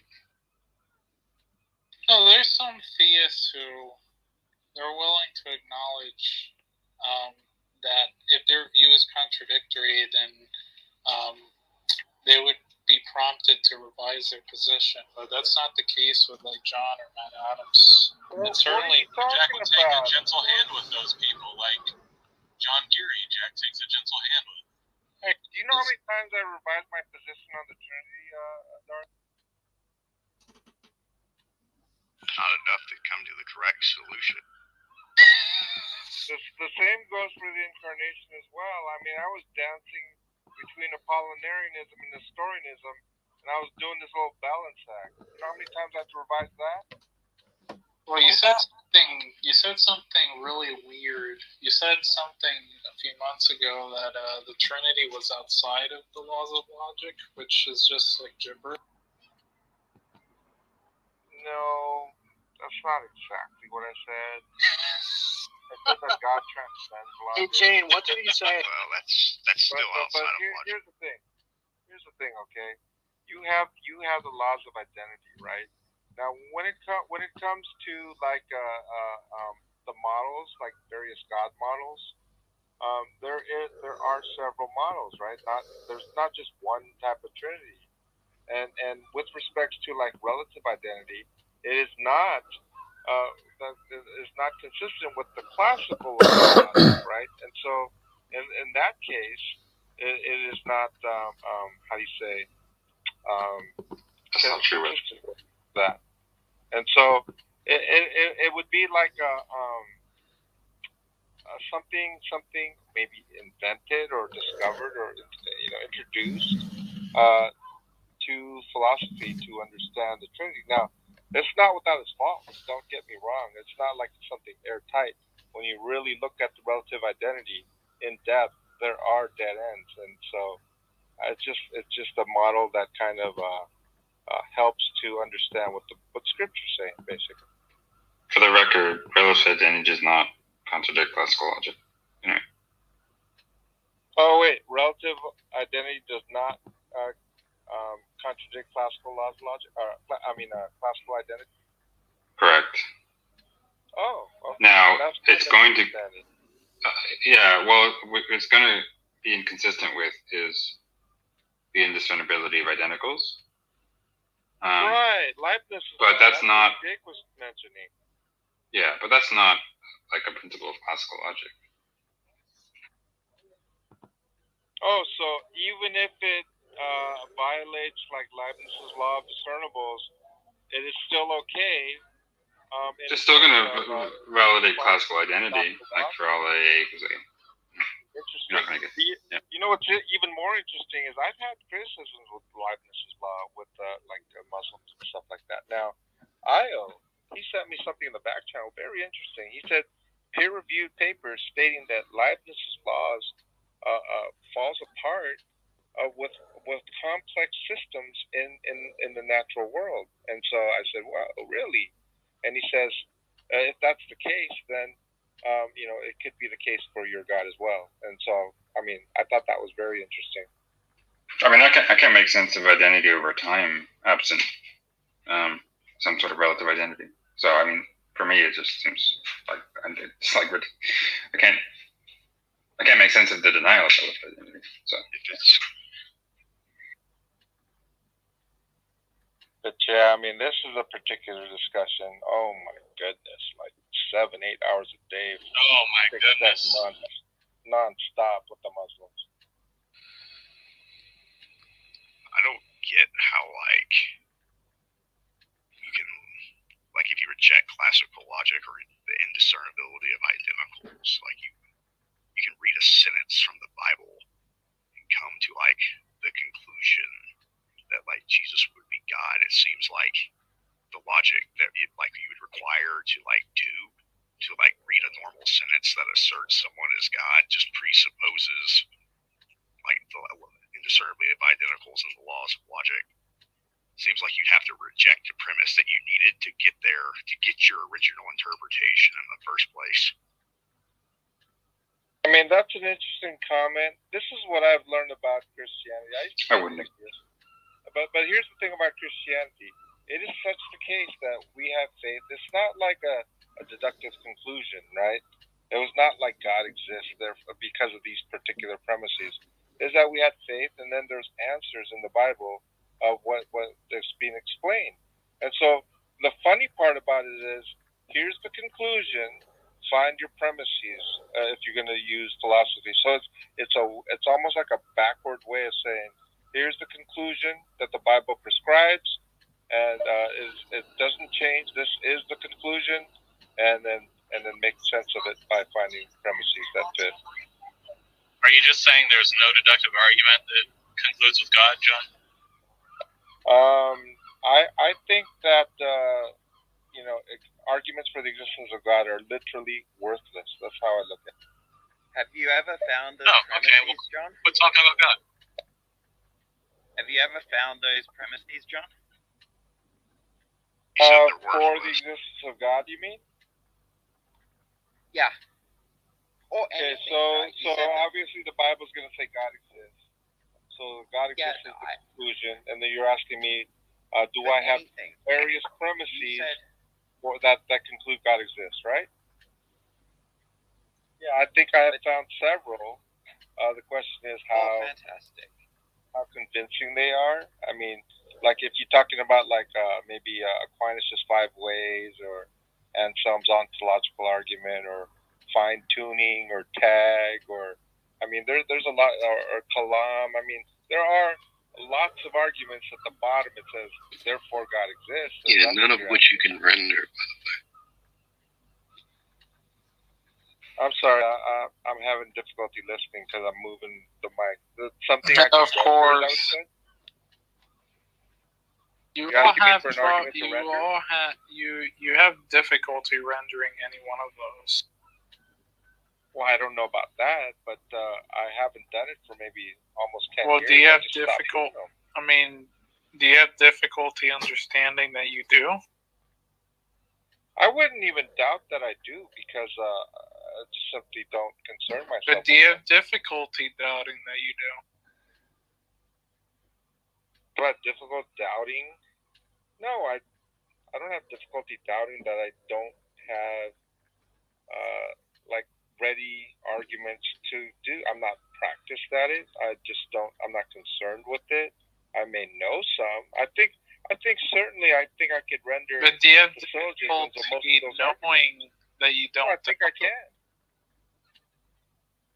I don't can like coherently say that just in virtue of like there's going to be like what it means for something to be a god, like just in a definition, a base concept. When you start like applying that. Like you didn't know that Jesus the carpenter was God incarnate until you read it in the Bible. Like that required some element of reasoning simply because you. No, I would say actually quite the opposite. I would say quite the opposite. It would require an element of special revelation according to Scripture, not reason. Is Jubal Chroma from Discord? No, I'm not Chroma. I get that all the time, but I'm definitely not Chroma. Who are you? You may know me as Charles Martel, Child of Noah, or... Oh, that's right. That's right. Yeah, but regarding the reasoning thing... Yeah, as far as Jesus, it is special revelation. A faith that's given by God, not of ourselves, not our mental faculties, not our reasoning. That's what you suppose. I'm telling you that's not the case. So you didn't, read the Bible to come to the conclusion that Jesus was a carpenter? I became a Christian on my first reading. Right, but if you did reading, in order to read, you had to, do inferences concerning, subject and predicate and the like. You know what I mean? No. Let me just tell you briefly about my conversion experience. I read the book of John, not Genesis, not Matthew. I just began in the book of John. I'm reading the book. I'm going wow, this guy Jesus, he's a really good dude, right? And I'm thinking, as I'm reading along, right around where I get to about chapter 14, I'm thinking, oh wow, this guy Jesus is God. And then boom, I'm a Christian. That's how it began. Right, but how is that? That's not really. Boom. There it is. Boom. I'm no longer a drug addict. Boom. More of a curiosity, do you It's acknowledge? not really the whole story. He's leaving out. Well, actually, I'm not exactly sure it's relevant, Charles Martel, but John's leaving out the part where the Bible began to glow and the letters lifted off the pages and swirled around like in The Little Mermaid. Yeah, and he's not joking. Yeah, I could have added that. Oh, yeah, just slip your mind, John. Slip your mind. Just conveniently lift that out. Well, as it pertains Oh, it's not important? As it pertains to the inference issue, you understand when you read a normal sentence, let's say like a. Bro, you still want to talk about grammar when the dude just told you about the words lifting off the page, swirling around? Seriously? Yeah, I mean, why not? No, about the swirling around, that's probably your imagination and not what I experienced. Why didn't you think that part was maybe worth mentioning, John? Why? Why is that? About the twirling around, it didn't. Oh, why did I? The Bible glowing and the letters lifting off the pages. Well, I'll tell you what. Okay. I think it's important for me to tell people that I became a Christian by simply reading Scripture. Now, was there the glowing Bible and the letters lifting off the page like the Little Mermaid had nothing to do with it?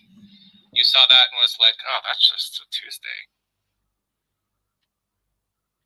Yeah, it was definitely something.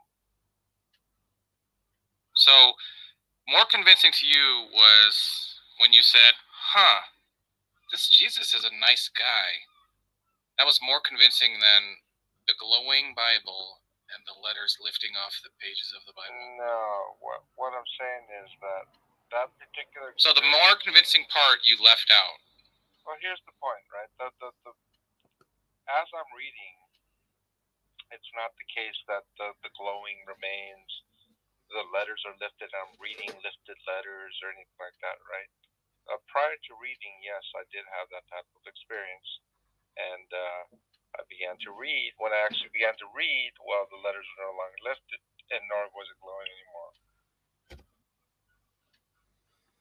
Just didn't feel it was necessary to mention it. It's like, John, I'm really surprised that's not your. Let me tell you, okay. I have had a few spiritual experiences like that.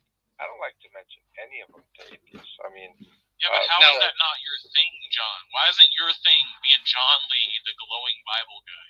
Why don't you I tell would us stories all the mention time? it to other believers, right? That's Can you imagine what else he's leaving out? Maybe I think maybe we got the that's truncated version. I've had quite a bit of spiritual experience. I just don't like talking. I mean, I don't want to be. Well, tell us another one. Give me another one. Like Tell I the said, I don't want to be like I said. I don't Oh, wanna you be don't. offensive, but it's like You don't it's like to broken talk about swine. your own testimonial of you finding Christ. That's how I look at it. You don't like you. Not something you're really interested in, John. No, You don't like it. Do you see me bragging about the things that I've experienced? Of course not. Well, why does it have to be bragging? Why does it have to be bragging? I'm not even happy that I. Yeah, why can't you boast in the cross? Guys, I don't even know. I think it's because you see it as like it's hard to defend. It sounds wacky, and you're embarrassed. You don't really know what to make of it. Maybe you were just like, I don't know, someone dropped something in your drink. Who knows what you get? Who knows what happened? Oh, but I think you find it embarrassing, and you. Oh, well then tell us the whole story, John. Watch you shut the fuck up. Give him the gospel. It's just some detail that I think It's what they're asking. pertinent to the conversation. Yeah, why don't you tell us the whole story, John? I mean, You're not embarrassed, right? Well, I can tell you the whole story. I mean, yeah, go ahead. I was brought up an atheist. My high school friend, 3 years, I was my best friend. He was a Christian, and I was an atheist. He never preached to me. I couldn't believe 3 years he never preached to me once. Oh my God. Day of graduation, he just says, he gives me a study Bible, and he says, this is a graduation gift, right? Oh, cool, thanks. What? So whatever. And I go to college. He goes to Biola University. I go to UC Santa Barbara. And I just had that Bible, lugged it around, apartment to apartment, just sticking, on the bookcase, and never read it. And even after I graduated, I was, working this and that, and so might have been in a box at one point, whatever. And I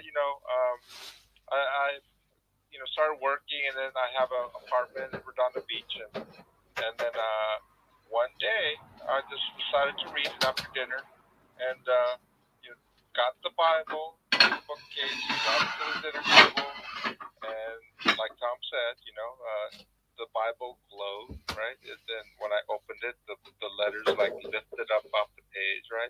I remembered there was like red and black letters mixed, as I recall, and I began to read the book of John, and then what I just told you a few minutes ago. So is that enough for you, Tom? I think that's pretty good.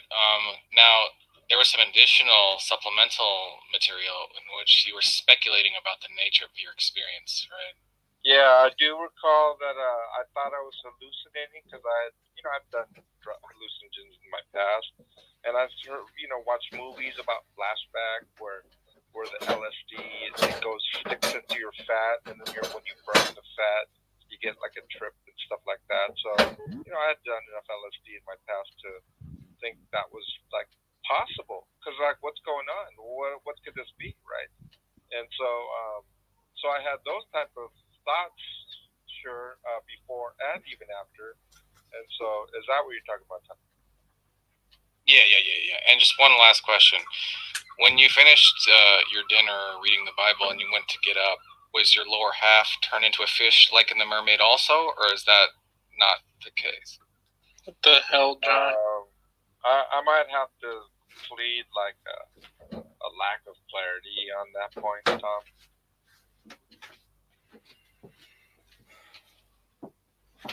Give him the gospel, John. Story, John. Oh, there's a few. There's definitely a few. Some good ones. Let's hear them. What's the next best one? You're not embarrassed, right, John? Let's hear them all, bud. Listen. I'll just save you the trouble. Yes, I want to hear it. Yes, I want to hear it. Yes, it's the case that you're not embarrassed. And then the final question is, yes, go ahead. No. Embarrassment is not have nothing to do with reluctance.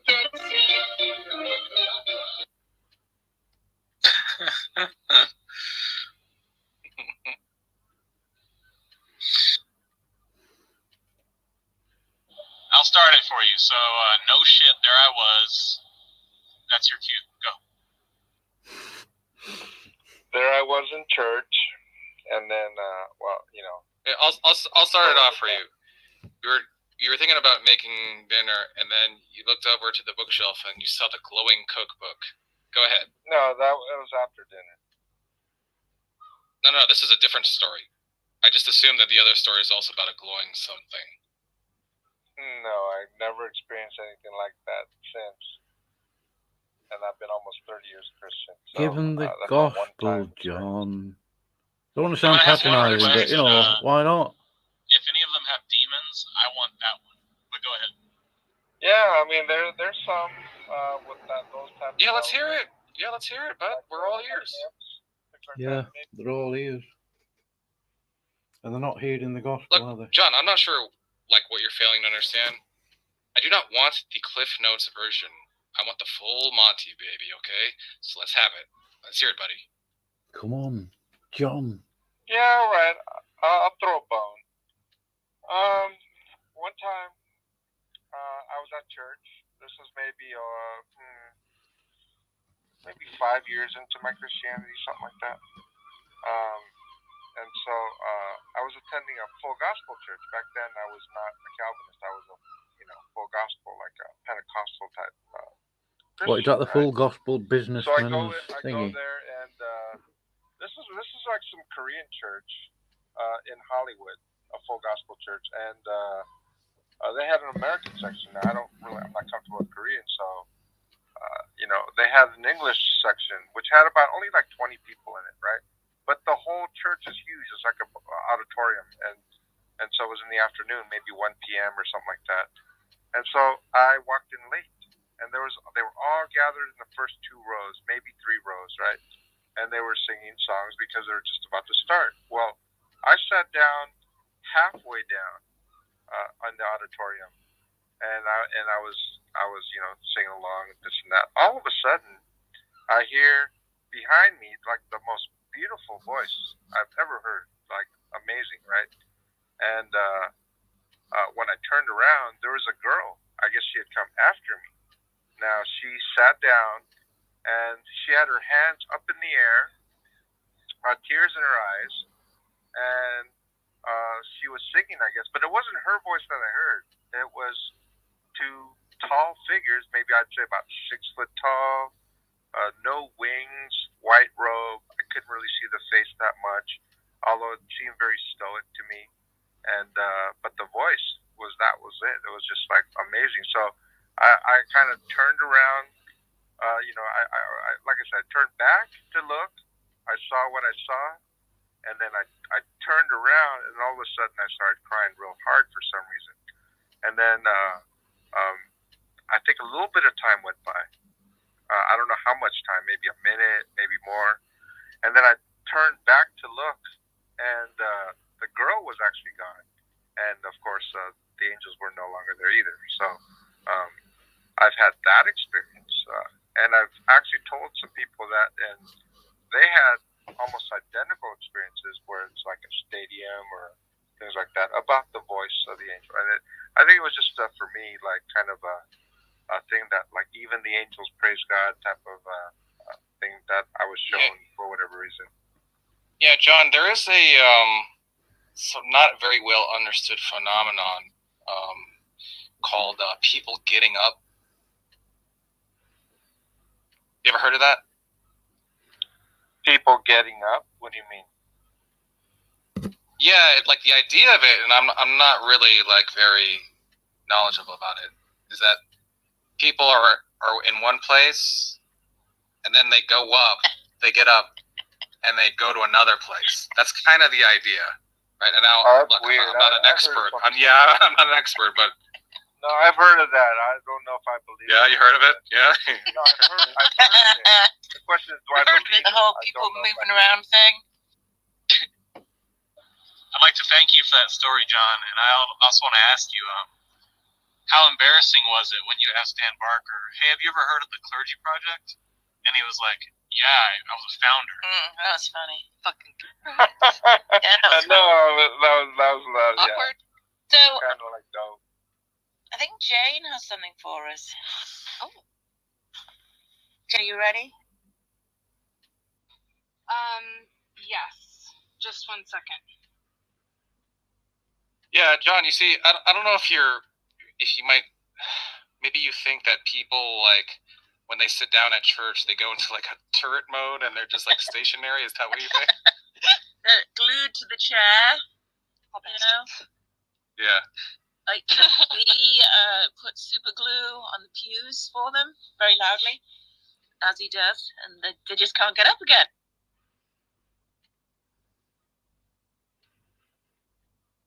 So you did see two tall robed figures, 6 feet tall. Yeah, they were pretty tall. I'd say about 6 feet. That's not that tall, actually. That's like normal human height. Right. Possibly taller. That's pretty short to me. They happen to be. Were they? To the dryer, that. Were they blue? Were they blue and very muscular? No, they were like white and glowing. It's funny no one else saw them, John. Did they come off the page? Were they sitting or standing?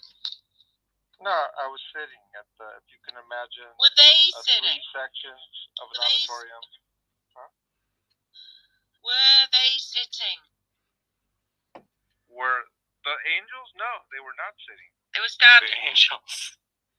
There was the girl with the, if you could picture a girl with tears in her eyes, hands up during the singing part.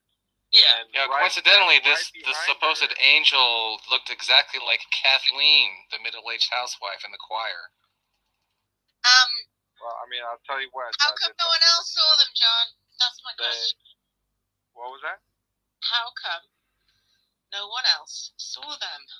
Probably because no one turned around, and maybe the girl didn't even know they were there either. That's no what, one stood around. I genuinely think that the girl didn't even know. I don't think the girl even heard.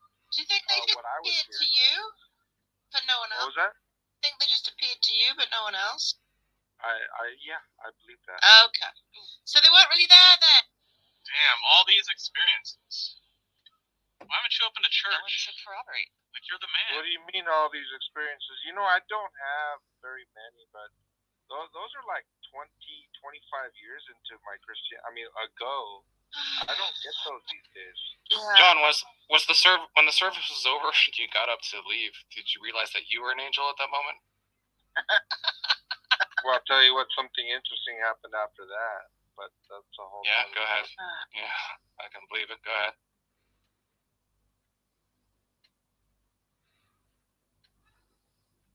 Sounds like hallucination to me. Someone had to say it, right? Did you check the guest book to see if they signed? Angel 1 and Angel 2? Is it Gabriel and the one from Lucifer? His name I can't remember. You know, the black one? Nah, probably just a couple. No, what had happened was he saw Ben Affleck and Matt Damon, and they were just scooting out early. Yeah, I do find it interesting that there's angel sightings all throughout history, almost like UFO sightings are like these days. And yes, it sounds just like that. Kind of interesting.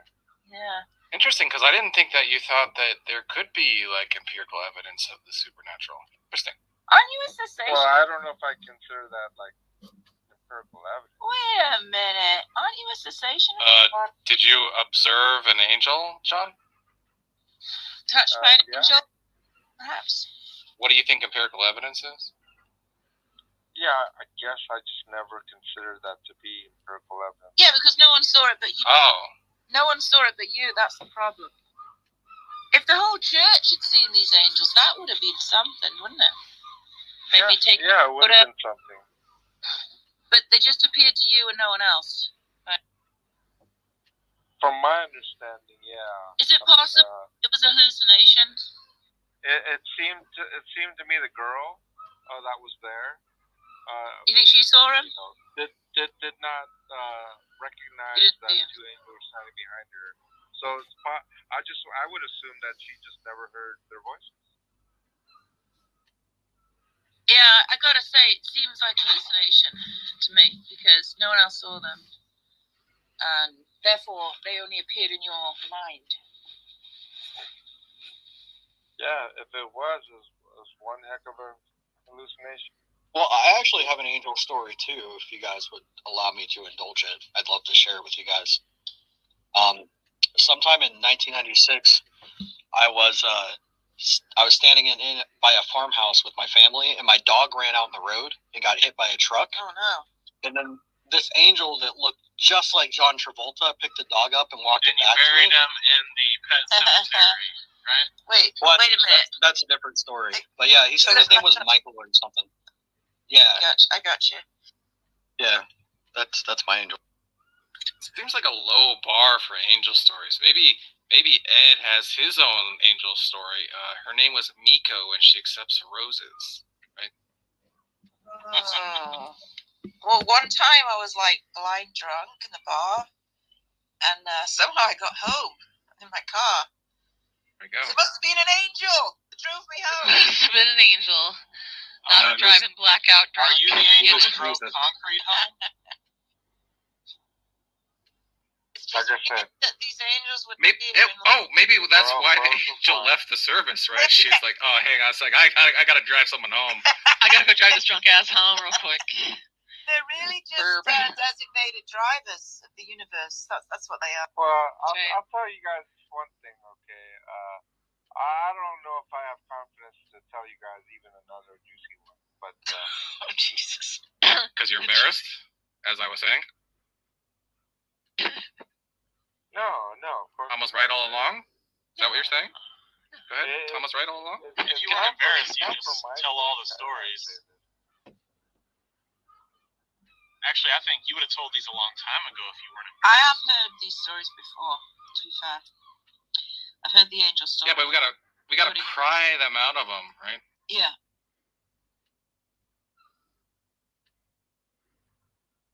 Well, you can tell your other story, or Jane can play something she's got that she's been waiting to play. Which would you rather? Oh, like play something with my voice in it? I'm not sure. We can let her tell you what it is, though. Yeah, I thought we were going to hear that a while ago. Yeah, go ahead, Jane. Like, she's working real hard on that, I guess. I don't think this should be funny considering the shit he talked about Jane in that room with Godless. So this will be good. Is that what it is, Jane? No. But I haven't ever played anything on, like, to pipe it in, so I'm going to try and we'll see if it works. If it doesn't work, then... Is it when I was yelling at you the other day? No. Well, wait. You've yelled at me quite a bit the last couple days, so I don't know. Which one are you talking about? No, the one that was just basically like if your lips are moving, you're lying, that kind of a thing. No, it was after that. Okay, let's hear it then. We'll see if it works. Okay. Okay, can you hear me? Yes. Yes. Okay, so let me turn my... So I will warn you that this is only like a minute, so it's not going to take a long time. But there are a couple instances where in my phone, it doesn't sound that bad, but in my iPad and on my computer, Tom sounds very loud, so I apologize. I couldn't make him quieter. I apologize. It's okay. So I wanted to warn everyone that I'm sorry if it's loud. Okay. Very thoughtful. No. I believe you said like I would or something like that, which is ridiculous. The way that you phrase No, but that's yeah, that's fine. I mean, are you... The question is, hold on, I will answer that question for you.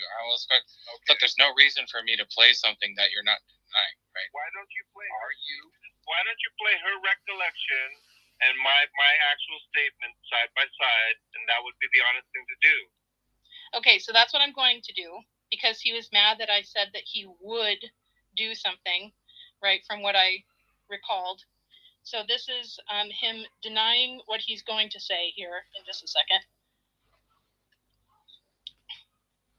I didn't even say if I was in charge, by the way. I didn't even say if I was in charge, by the way.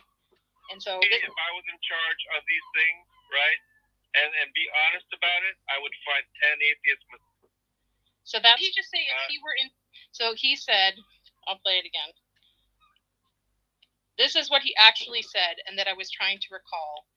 And this is what he said for the first time, what I was going to recall here right after this. If I was in charge of these things, right, and be honest about it, I would find 10 atheists. And here's my recollection. Did he just say if he were in charge, he would find fault with the atheists? False recollections, statements, backtracking, revision.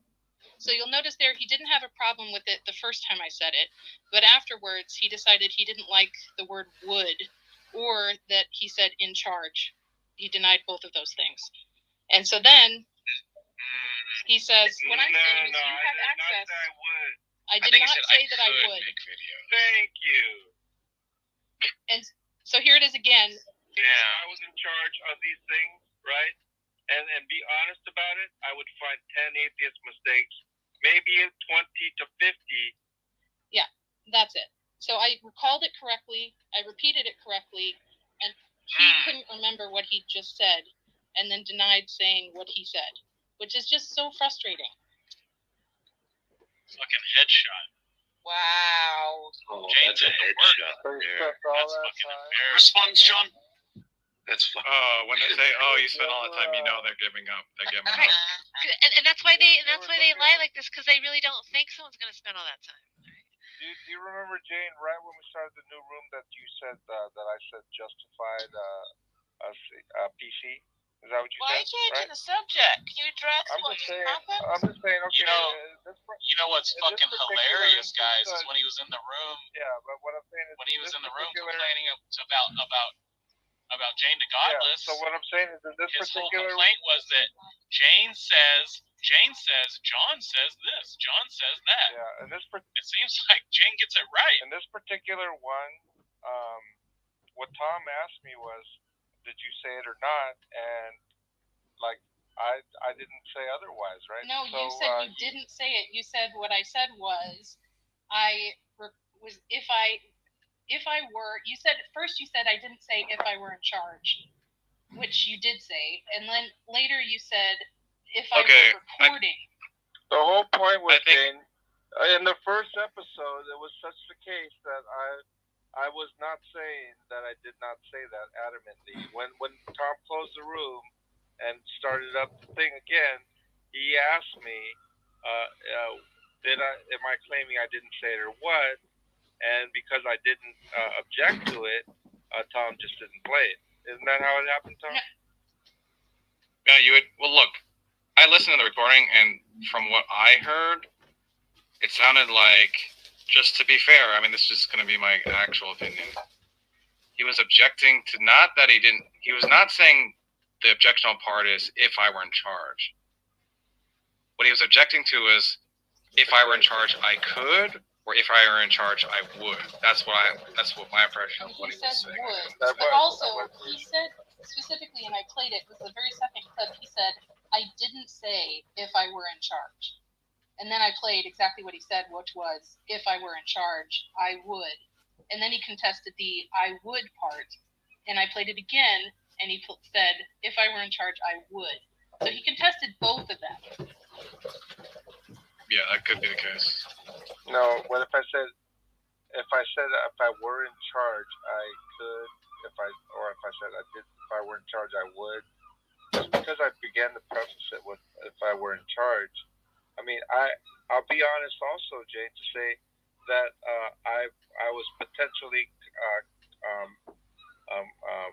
challenging that part of it too, right? So I do admit that, but my emphasis was definitely about the could and would because of the importance of it. If that's the case, then why did you then make an argument with Jack that you really said, if I were recording, I would do this? That part's just that's just dishonesty. Right. That's fine. We got to.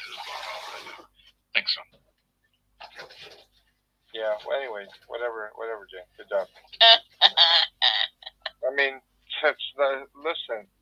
Oh, whatever. I was wrong. I'm sorry. I talked shit about you earlier. I don't know misrepresenting about those. I really don't consider them anything. I know, but I'm just pointing out. You made an argument at the time. Consider it a big deal. But the point is, at the time you did. At the time you did make a big deal out of it. That's why I reported it. I don't care. If you didn't make a big deal out of it, then it wouldn't be a big deal. But you attack me every single time I say anything. It's you keep claiming Jane misrepresents you. That's the problem. I do. Well, was she in this case? You start the fight, she ends it, my dude.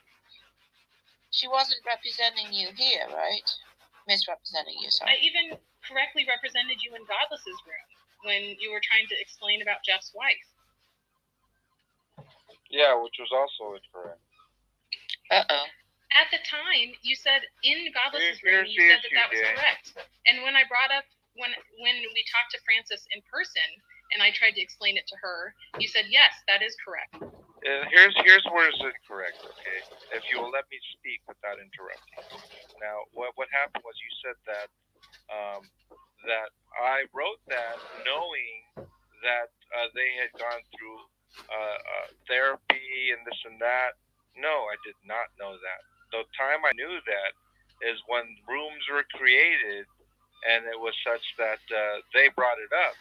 So the way you stated it in that room was such that knowing Jeff's history, which I didn't, and all of these things, because when I met Frances, when I first met her, I asked her, Jeff, like, if there are any problems. Like, yes, I've asked in the current sense, I agree, but he says no, and so I did not even think to ask again, like a second question. Well, did you ever have problems? I guess assumed that it never did, right?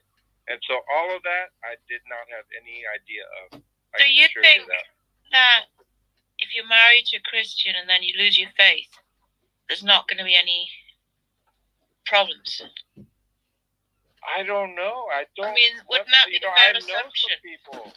Wait, I know some people. I know, okay, Khalilullah in that sense, yeah. That broke up his marriage, yeah, when they were both atheists and Justin became Khalilullah. Yeah. There were problems, major problems, right? Yeah. But that's not always the case, Haiti. I know several people. John. I'll give you another. Is Ron here? No, here. If your wife lost her faith, would it put a strain on your marriage? He's in a situation where his wife is Christian, and he is an atheist, and Daz knows him. But in any case, they get along fine. That's not really the point, though, because the question is, were they married as Christians and then he lost his faith during the marriage? That I would have to ask Brian. Anyone would just, I think it's a fair assumption that it wouldn't go down great with the Christian spouse, right? I mean, I don't know why you think that wouldn't be a problem. Like, the Christian spouse wouldn't be very sad about it, right? I think there were instances that I've seen where both are Christian, one became an atheist, and, you know, they just still are married. And yeah, they're still married.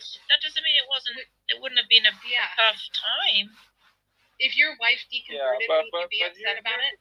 Here's the thing, Haiti. Irrespective of all of this analysis and so forth, I even asked Jeff that time, and they had no problems in a sense. And I had not. He did not tell me that he did before. All I'm saying is that Jane misrepresented me when she said that. Almost word for word, he said that even though he knew that she had therapy and this and that. No, I said that you knew. I said that you knew. I said that you knew. I said that you knew that it had strained their relationship. Because Jeff has talked about it numerous times. Yeah, you've been in the room.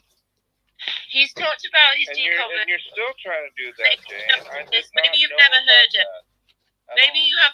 Did you not listen? Until afterwards. Yeah, he doesn't. Jeff has talked about his deconversion multiple times. Anyone who knows him knows it's a very tough time. I've talked to Jeff about his deconversion. And was it tough? Probably hours upon hours. Well, then exactly. Then you know. Would you listen though?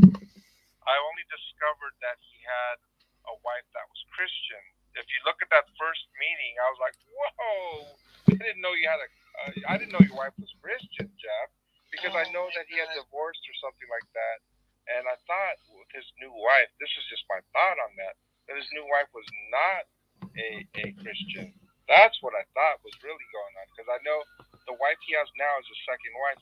So these are assumptions, wrong or right. I still don't know if I'm wrong or right? But what I do know is any information that Jeff gave me had no mention of anything beyond himself. And so I never knew. I mean, you guys are acting like I did know. Well, we all knew, so I don't know. I just think maybe you're not a good listener or something, because when he talks about it, he does say he was married at the time. He has said it was tough. You know, I mean, he's never said, oh, my wife's atheist too. He said he was like in a Christian life. Like his entire life was about being a Christian. Didn't hear him. Yeah, but here's the thing. I could go over and over and over the numerous stories that I heard from Jeff about how he went back to his old church members and he went to each and every one of them and this and that. He's told me story after story after story. And all those hours and hours of stories, Haiti, never once did he mention his wife. Well, that's what I'm trying to say. You just assumed his wife was an atheist? I mean, he was I actually assumed small community. that his second wife was an atheist. Okay, all right, if you say so.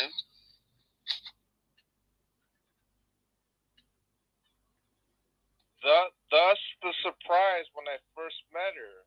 I was like, literally like, wow. I was like that surprised about it. Let me try it.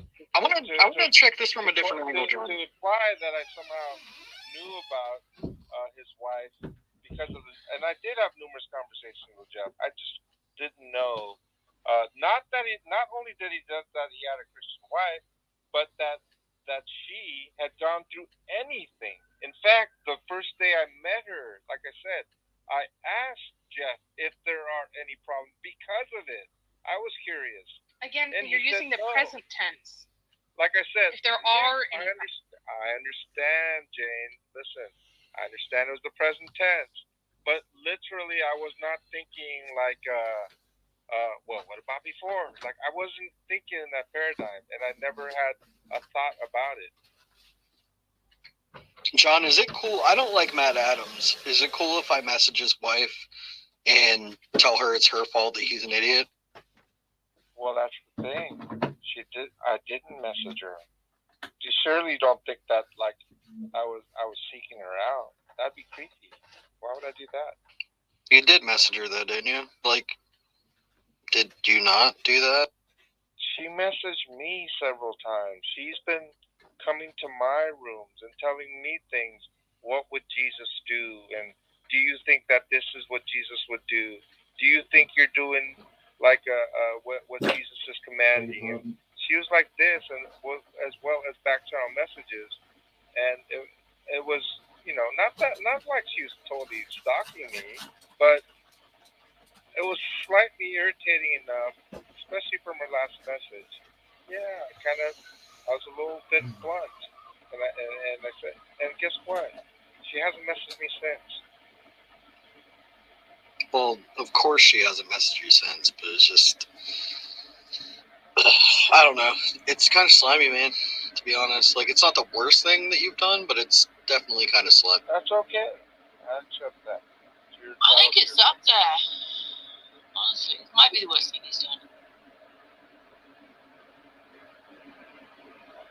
Anyway, I'm just glad that I was able to express 2 points, which she was unclear about. I wanted her to know it's crystal clear that I don't believe anybody can turn away from anyone from Christianity. And because of that, I have zero thought that you had even a single percentage to do with Jeff leaving Christianity. I told her that, and then I told her, because she had a concern that I was just targeting her because that's an animosity toward Jeff, which is completely, I mean, right now maybe he has a problem, but before this incident, Jeff and I were actually on super, super good terms. And of course I didn't try to get back at her husband by saying what I said to her. And I wanted her to know that as well. So as long as she knows those 2 things, she wasn't accepting of it at first, but she seems to be now, then I'm happy.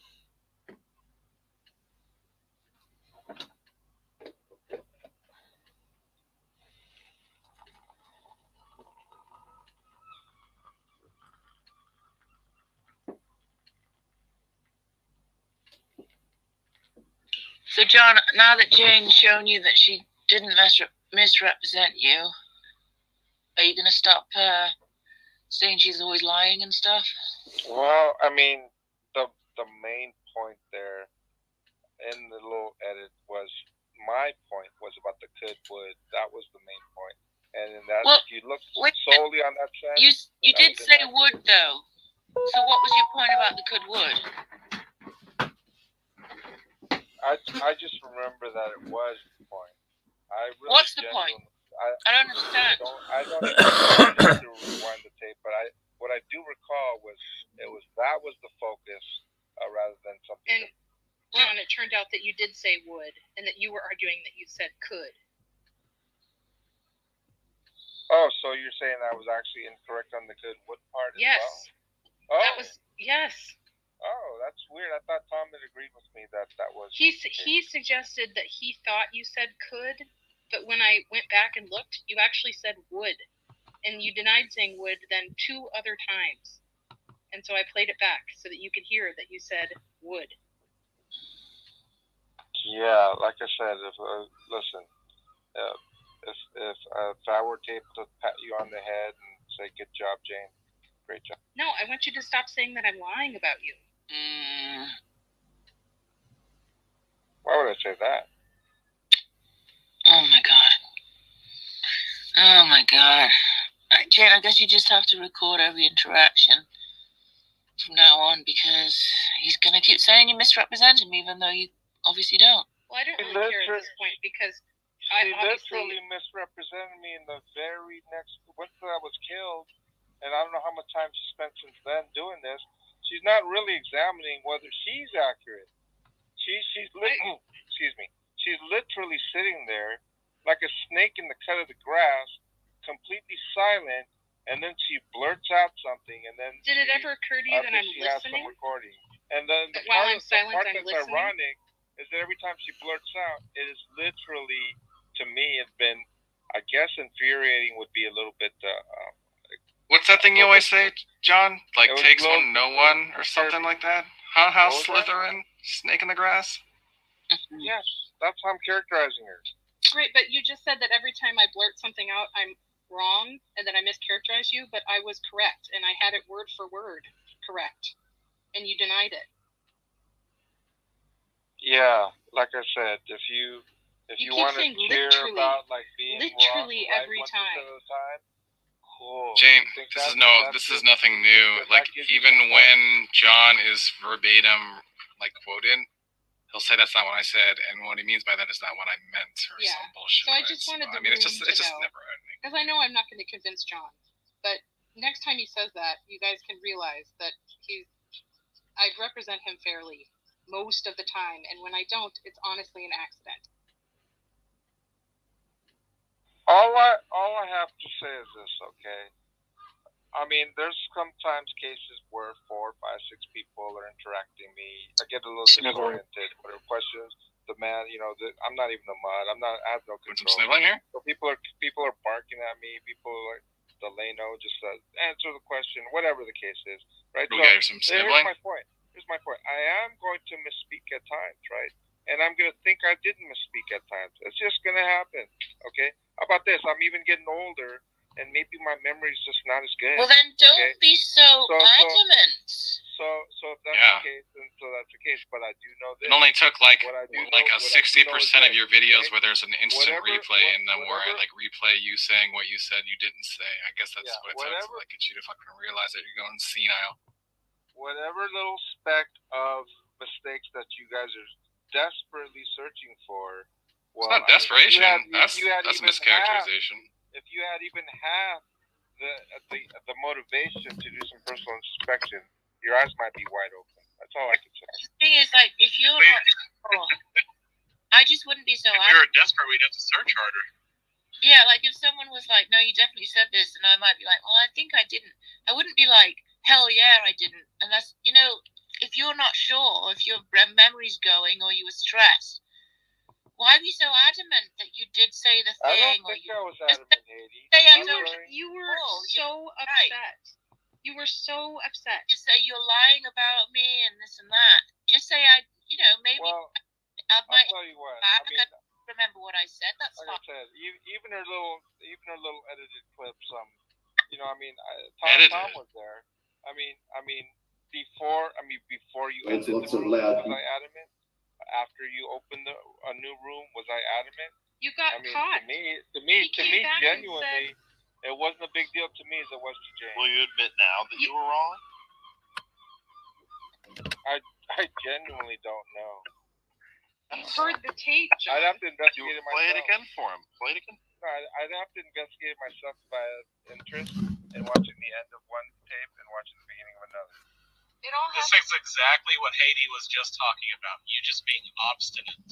You have like oppositional defiance disorder. You're like a fucking 8-year-old. I really thought we had some contrition where you're like, I could have misspoken. I'm getting older. I misremembered. And now you're like, you know what? Fuck you. I didn't misspeak. No, that's not it either. See? Here's a great mischaracterization of what. Thank you, Jane. It's what it feels. Exactly. You know what else? Thank you, Jane. You know what else is a property? I'm saying, if I may finish, a property of civility. Hyperbolic. Yeah, there was a time when Cookie said something I said, and I was sure that I could not have said that. There's no way. Yeah, you told her to shut up. Right? You told her to shut up, and you said there's no way I said it, and you did. I'll tell you what. As soon as she played it, I was like, wow, it was an eye opener. I realized that John, actually said, hang on. You're not learning from this. Yeah, but what I'm saying is I actually said what I claimed adamantly that I did not. Yes. And I had no problem whatsoever apologizing, and she accepted graciously. So why can't you do it now? So it was that. So in Not other words, learning from it. all I'm trying to say is that's not the only time that I acknowledge mistakes in regard to, I guess, what Sean was asking. Oh my God. In this particular instance, I don't consider it synonymous. Is this an apology or is it just sniveling? The point is, you know that you do this, right? So stop being so adamant and accusatory when the better thing to do would just be to say, yeah, I'm really not sure. Maybe you're right. Maybe I'm right. We could check the replay. I don't know. But you're still adamant, even though you just conceded. And done stop it more than sniveling. once where you've been wrong about what you said. Are you telling me I ought to behave a certain way? Yes. Yes. Oh, thank you for your suggestion. Okay, so, you know. You're either going to continue to be the obstinate old man, right? The angry guy in the fucking old folks home that won't take his pills, or you'll just fucking say, I don't know. Do you think Haiti's suggestion is unreasonable? I mean, that's the reasonable approach to not knowing, is saying that you don't know. No, instead of just digging in and saying, yeah, I'm right and you're wrong. No, I didn't say that. I just said thank you for your suggestion. Okay. I acknowledge it's a suggestion. It is a suggestion, because what's going to happen is if you keep being adamant, people are going to keep going back, hearing the replay, and embarrassing you. And who wants that? Maybe you guys want that. I don't mind it. Yeah, I kind of want that sometimes. Yeah, I think. No, I mean, the person getting embarrassed, you would think would not want that. Right. That's what. Maybe you're projecting there. I don't. What? What? Yeah, I am projecting. I don't want to be embarrassed like that. Which is why I would probably not be so adamant in the first place. Everyone is, a Katie. I mean, I was gonna put some, qualifiers there, but yeah, not everyone's. Most people. So that means that you. Okay, so you like getting embarrassed and showing that you're wrong. Do you enjoy that? Well, I didn't say that. It could be obvious. I told you guys it goes deeper. It could be obvious by now. Yeah, He you're likes right. it. It was obvious to me the first time I met him that he's a glutton for punishment. Oh, for sure. Why do you think he's back every day? Yeah, that's a good point. I guess he likes it. John, do you hire prostitutes to step on your hands? By chance? Well, I mean, like glutton for punishment, Darth. I don't really refrain from that topic. It depends on what you mean by it, but as far as all of these type of negative reactions, they don't really faze me. I mean, sometimes. I guess we'll just keep doing it then. People, John, maybe it'll faze me. John, you either care deeply about correct reasoning, or you at least care deeply about appearing like someone who's very clear and concise and honest with their opinions, right? When it comes down to something like this, you've been caught red-handed. Someone plays the recording back to you of them quoting you verbatim. You won't do the honest thing and say that you were wrong without adding in this snarky little sniveling stuff. Yeah, You're constantly berating everybody for doing. No, with regard to what Jane pulled out, the heavily edited audio that she pulled out, with regard to the contention. Heavily edited? About, what was heavily edited? The word you're looking for is raw. Raw as fuck. I think if you heard the end of that, the beginning of the next one, and this particular one that Jane brought out with the audio, I mean, I'm telling you that it is not what you may. So what's the error? That she didn't edit anything out of the recording, right? No, the contention. You verbatim saying, if I were in charge, I would find flaw with the atheists. Here's the issue, Sean. The contention. You said I never said I would. did not say a couple of things, right? Which is about the good would. Yep. That was one of them. The other one was the in if I were in charge. Yeah, you said both of those things. Hang on, Sean. I stated that I did not say if I were in charge. That was the point of contention. She did clip that part, right, to say, hear me saying, I did not say I was in charge. However, what she didn't play was a few minutes after that where I said I could have said that. And then what she didn't also play was the beginning of the next room. What? Where Tom asked me, are you claiming that you didn't say that? So which because is if it? you are, I'm going to play it. Actually, said, that was no, the I'm not very playing first that. clip So I Tom played. didn't play it. That was why I what I'm trying warned. to say, Sean, that was the very first clip I played. 2 individual times, I was not contesting that. But her little you got clip, corrected again. She played it, dumbass. That was the very first clip I played. No, John, that was the very first clip I played because I warned you that Tom was going to be loud because he comes in and says, I'm not even going to play it if you're going to contest what you said. And you said, I didn't say would. That's why I played that part of the clip, because you were contesting whether or not you said would. And you did. Did Tom play the tape or not? He didn't. Exactly. Why did Tom not play the tape? Because he thought you said... Because you admitted to it, basically. Yeah. Exactly. That's what I'm saying. Wait, why exactly? So where's the issue? When I encountered Tom, right? Because you admitted that you were wrong. At the end of the other tape, I didn't contest it. That little clip that you had, that little couple of second clip or whatever it was. So you were contesting it. I'm contesting it there, right? So where's disingenuous is such that I contested something. Maybe in the midst of it, I thought about it, and I said, well, maybe I did say it. So, maybe I reacted in a way I reacted in a way that I said I didn't say it because I didn't think so. But then after a little bit of you walked it back immediately after, but you're still arguing about my it? point We're still going to argue about it. I literally retracted twice. Right. So we're arguing about whether you retracted something. No. Is that what's going on? It's just dishonest, John. That's what I'm saying. You're dishonest. I swear to God, please shut up. How dare you say anyone's dishonest? Okay, so ever. What do you think about that? The part of that clip that I was bringing up today, the reason I played it today is because we did not resolve yesterday whether or not you said would or could. And I went back to see if you said would or could, and you said would. That's why I played this today. Not the if I were in charge. That was like a bonus. But you already, like you said, conceded to that part. And I had that in the clip that I played. I was contesting the would versus the could, and you said would, even though you denied it twice. That's what I wanted you to admit to. So you're saying, well, I'd have to hear it again. I'm more than willing to hear it again. If it's the case, I'll tell you. Yeah, let's hear it again. Why not? Yeah, go ahead. Play Okay, let me go get my iPad just a second. To be honest, I would rather view it myself and see. You are viewing it yourself. Feel free to do so. What are you doing in this room? If they want to play something or send me a clip, I'll tell you what, Jay. You mean you want to do it by yourself? It's going to sound different when he plays it by himself. Nah, hold on. You know what? No. Hold on. I'm not doing your That's not how that works, John. Hold on a sec. You want everybody to go through all the work in the replay, going through the timestamp on an iPad, another device, and then you get sent a timestamp all nice and neat? No, motherfucker. You do your own fucking work. Word. I will tell you, it is at the beginning.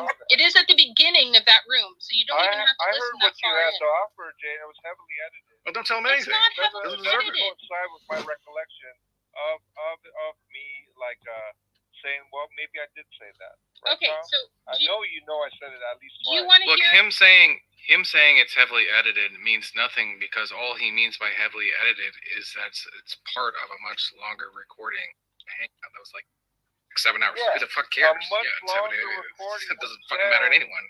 I don't know if I said explicitly, but yeah, I think I acknowledged 2 times at least. Yeah, maybe I did say that. But of course, she completely didn't put that in there, and she got that little snippet where I initially reacted by saying I didn't say that. Okay, so do you want to hear the part where you're denying saying I would, or do you just want to hear the part where you say I would?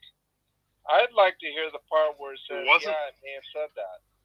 It wasn't a snippet, John. You made a huge stink over it for like 5 minutes. I couldn't hear you. What'd you say? You want to hear the part where you said you didn't say it? I'd love to hear the part where I said, you know what, Jane, I may have said that. May have said what? Could, would. No. You didn't admit to that. That's why I played it today, for fuck's sake. If I were in charge, right? You said the whole point of me playing this was so you could hear if you said I would, because you said you didn't hear it the first time. Yeah, let's play it again and we'll laugh. Let me ask you one thing, Jane. What? Was I claiming I said would, or was I claiming I said could?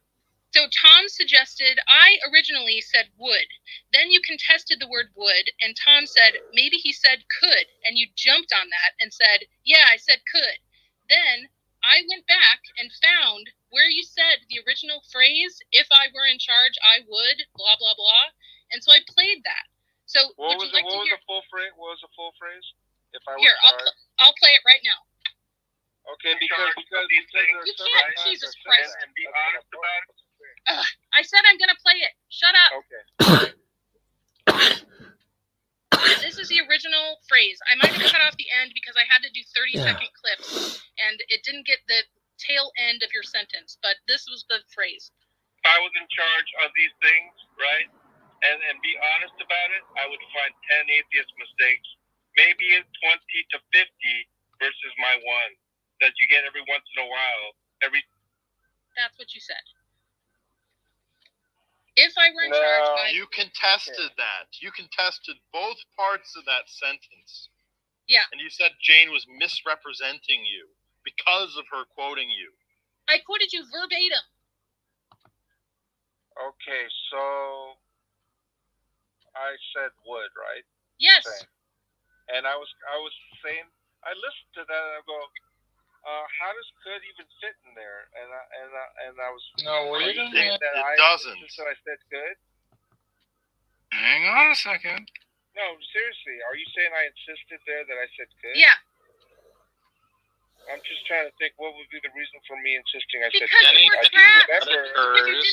Because you wanted to latch on anything other than the fact that you said if I were in charge. Because at that point you had already tried to argue that you were saying if I were recording. And I called that bullshit right away because I knew that was wrong.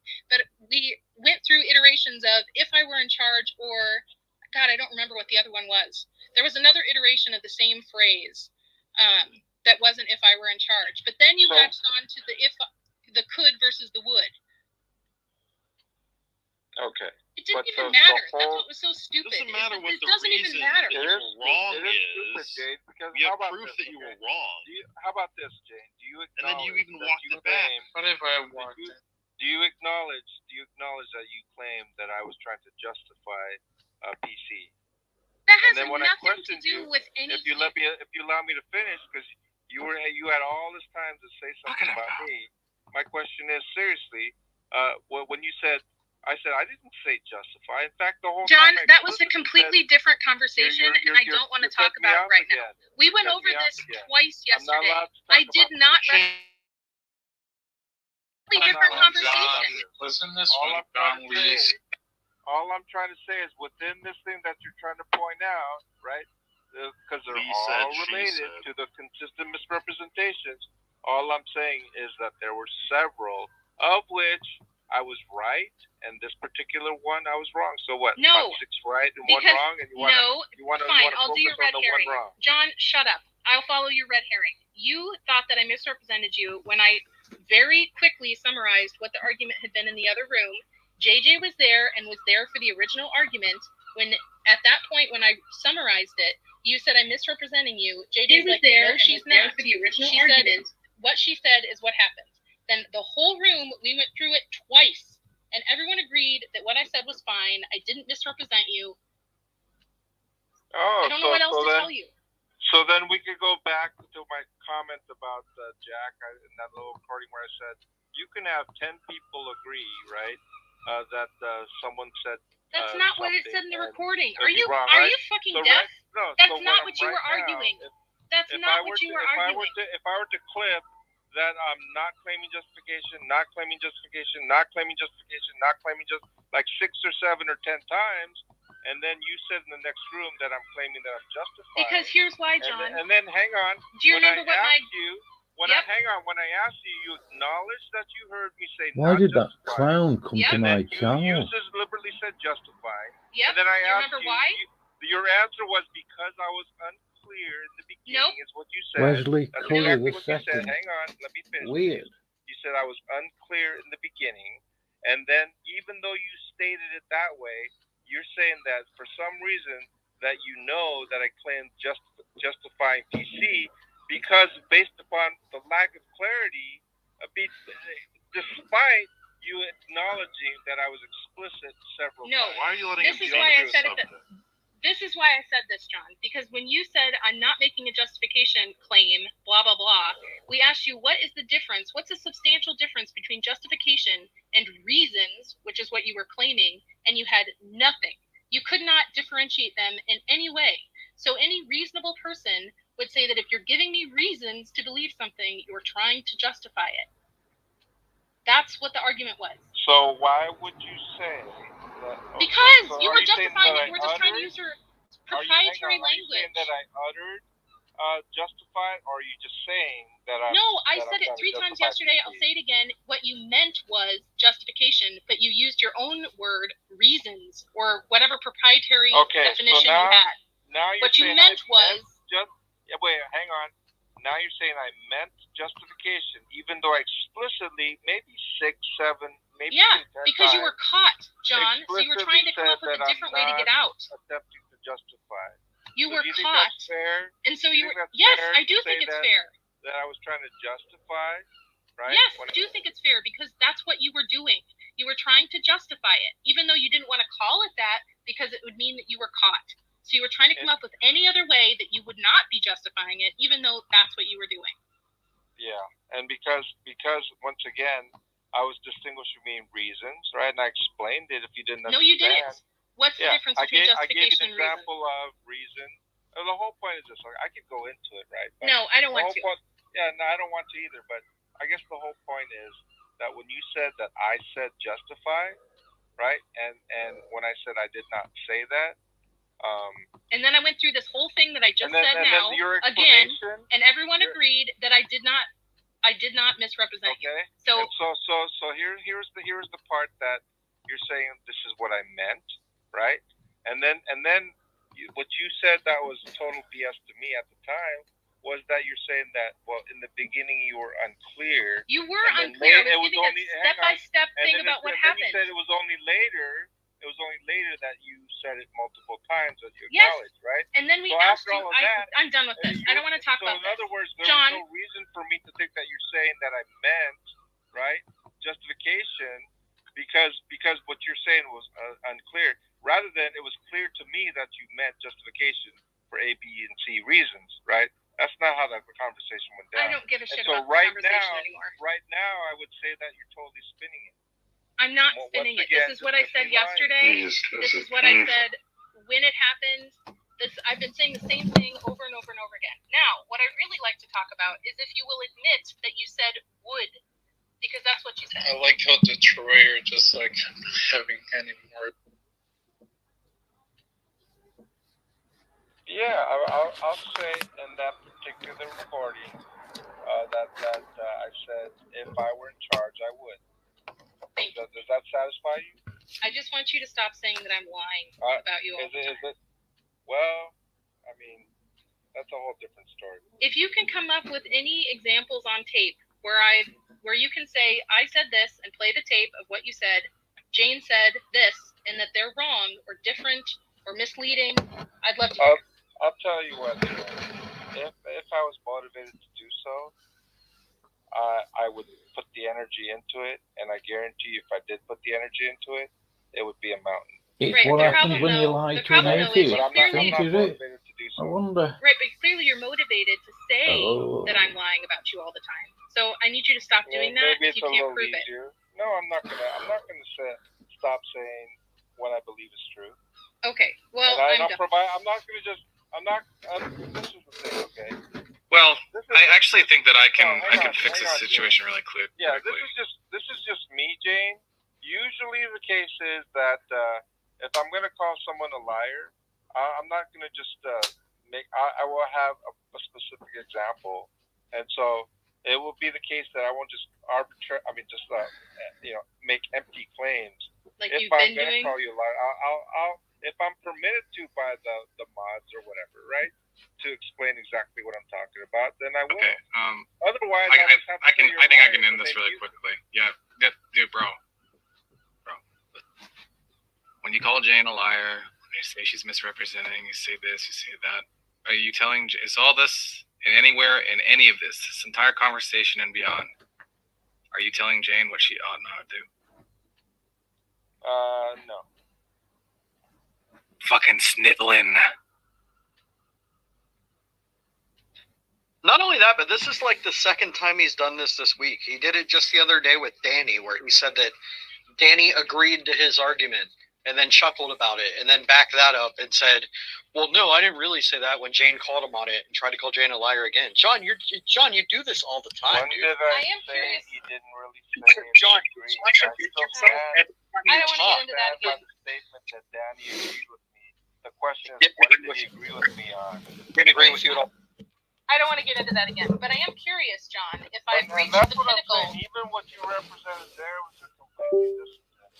Yeah, I know you think that. This is not very sweet to me, because to me it's just like carbon. Right. And so I want to know if I've reached the higher status for the, what was it before? That Converse was at the top, and then it was, I don't remember who took over after Converse. Most annoying? Is that what you were calling it? Am I the most annoying now? You're in the top 3, Jan. Usually. Wow. In this case. You're undecided whether she's number 1. Is that what you're saying? Yeah. No. Let me confess this to you, Jane. There are people that get into my list of that annoy me, right? But I acknowledge. This is what I acknowledge. I acknowledge that this is my issue, my coping issue. It has nothing to do with you. It's not that Concrete or Converse or anybody changed, right? They're just who they are, right? It is that I have been able to cope with their situation and or JJ or whoever, and it was that I had to work on something, and thus they are not irritating to me, not because they've changed in any way. I understand. But because and not because they've done anything wrong. What I'm trying to tell you, Jane, is if that you're annoying to me, I'm going to tell you. It's your own fault. It's about me, not you. That's right. You need to work on that. That's what everyone is telling you. Get over it. Stop calling people liars and misrepresenting and all this BS if you realize it's a you problem. Well, I mean, I don't tell people what to stop and what not to stop, but thank you for your advice. I don't care if you do it. Yeah. You're welcome. I mean, it's just rational what you should do if you acknowledge that your difficulties with interacting with other people are your fault. That was a rich comment coming from me. I don't care how rich it is. You just acknowledged that it's a you problem when you find people annoying. So deal with it. Well, I mean, when you're annoyed with me, Sean, is it a you problem or is it a me problem? No. You don't turn this back on me. I'm just wondering, Sean. I'm not the one admitting. No, I don't admit that. No. Okay, that's what I was wondering. Yeah. That's all. Good for you.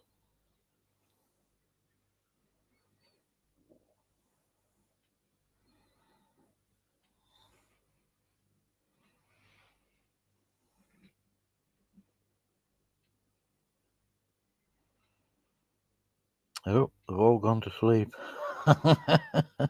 Yeah.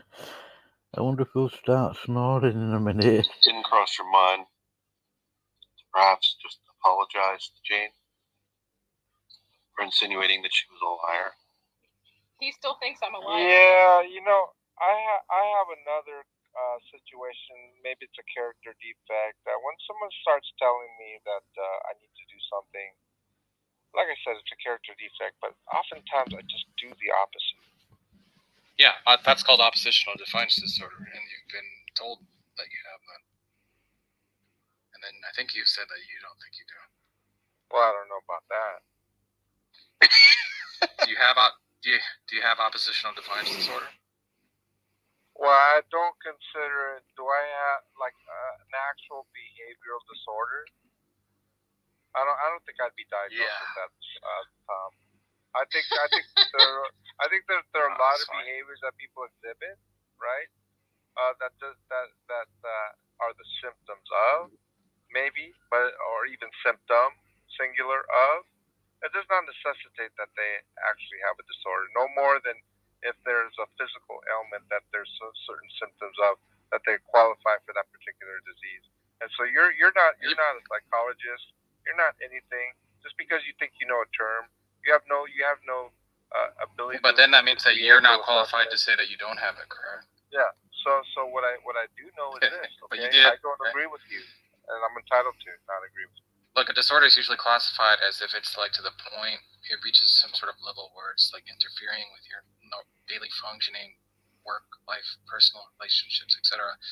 And that's just obvious to anyone. Well, I'll tell you what, Tom. I've worked, like, as far as certain things, like, I've always been self-employed, right? And maybe that adds to what you're talking about. Back right? in my day. What was that? I was just imitating you about to go on a long, boring rant about nothing but that.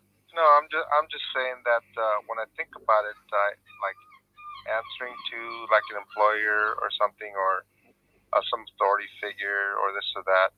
Yeah, maybe my dad. I defied my dad most of my life until I got older, way older. Then I began to actually listen to him and obey him. Right? That took a lot. Look, so in that case, maybe Tom. I'm not going to deny in a sense that. Is there anyone in this room that hasn't been accused? I just told you right now that I have a tendency, if you're going to tell me to do something, I might have the tendency to do otherwise. Is there anyone in this room? You probably have a compulsion to do so. Yeah. Wait, you just contradicted yourself again. You just said you learned from your mistakes as a boy and you started listening to your dad, but then you flipped it around immediately in the next sentence and said that you still defy people arbitrarily. Yeah, so Sean, I mean, if you know anything about these things, right? Just because what? Just because one. If I know anything. Yes. Well, I guess what I'm trying to say is, if it is a case that with my father, anyway, right? It is a case that I was able to over decades change something that was really difficultly ingrained in me. It does not necessitate. There's some across the board situation, right? This is one day at a time, one individual at a time, one place and time at a. The whole point being, Sean, you seem to have this expectation. Either you acknowledge that you have this disorder or you don't. No, I do not. You're saying you had this disorder in the past. No, I do not acknowledge that. I do not. So you never had the disorder. So what's the point about the story with your father? I didn't say that I didn't. Okay. So which is it? I just know that. I just know this. So which is it? I just know that as far as like my understanding of any disorders, I have OCD. That's about all I know that I actually have. I don't think that's true. I think you're being dishonest. Narcissistic personality disorder. Yeah. What was it, the one that Tom? I mean, I literally get like a whole host of it, sociopathic, this or that. I mean, all of these things, right? Man, my goodness, I must have 15, 20 disorders if all these atheists are right. Well, you'd have to ask yourself that, right? Wasn't that the point of the story about your father? I mean, I don't throw around disorders lightly. I think that every person has. So did you have the disorder or didn't you? I mean, a behavioral disorder is a very specific qualification, and just because I have a tendency to possibly do otherwise what someone says, right? Doesn't mean that I always do.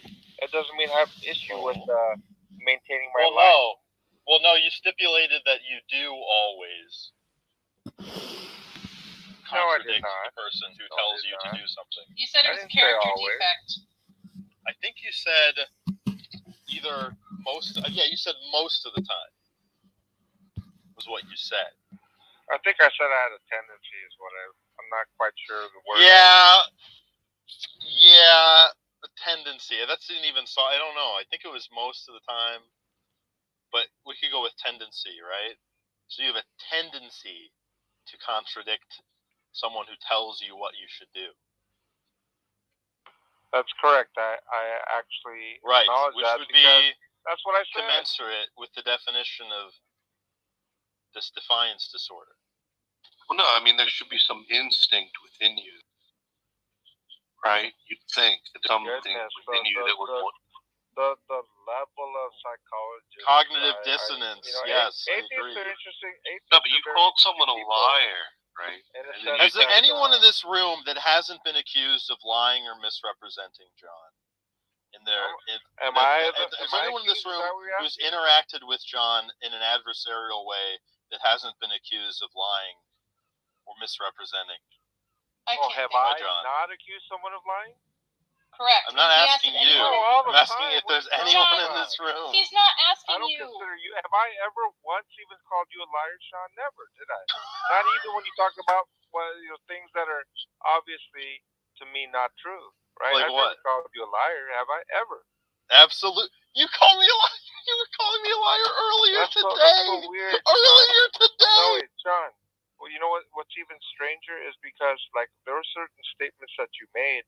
I actually said that I respected you because that you meant it. Like when you're screaming at me saying certain things, that I could sense that you really meant what you said, like pure evil, let's say, or something like that.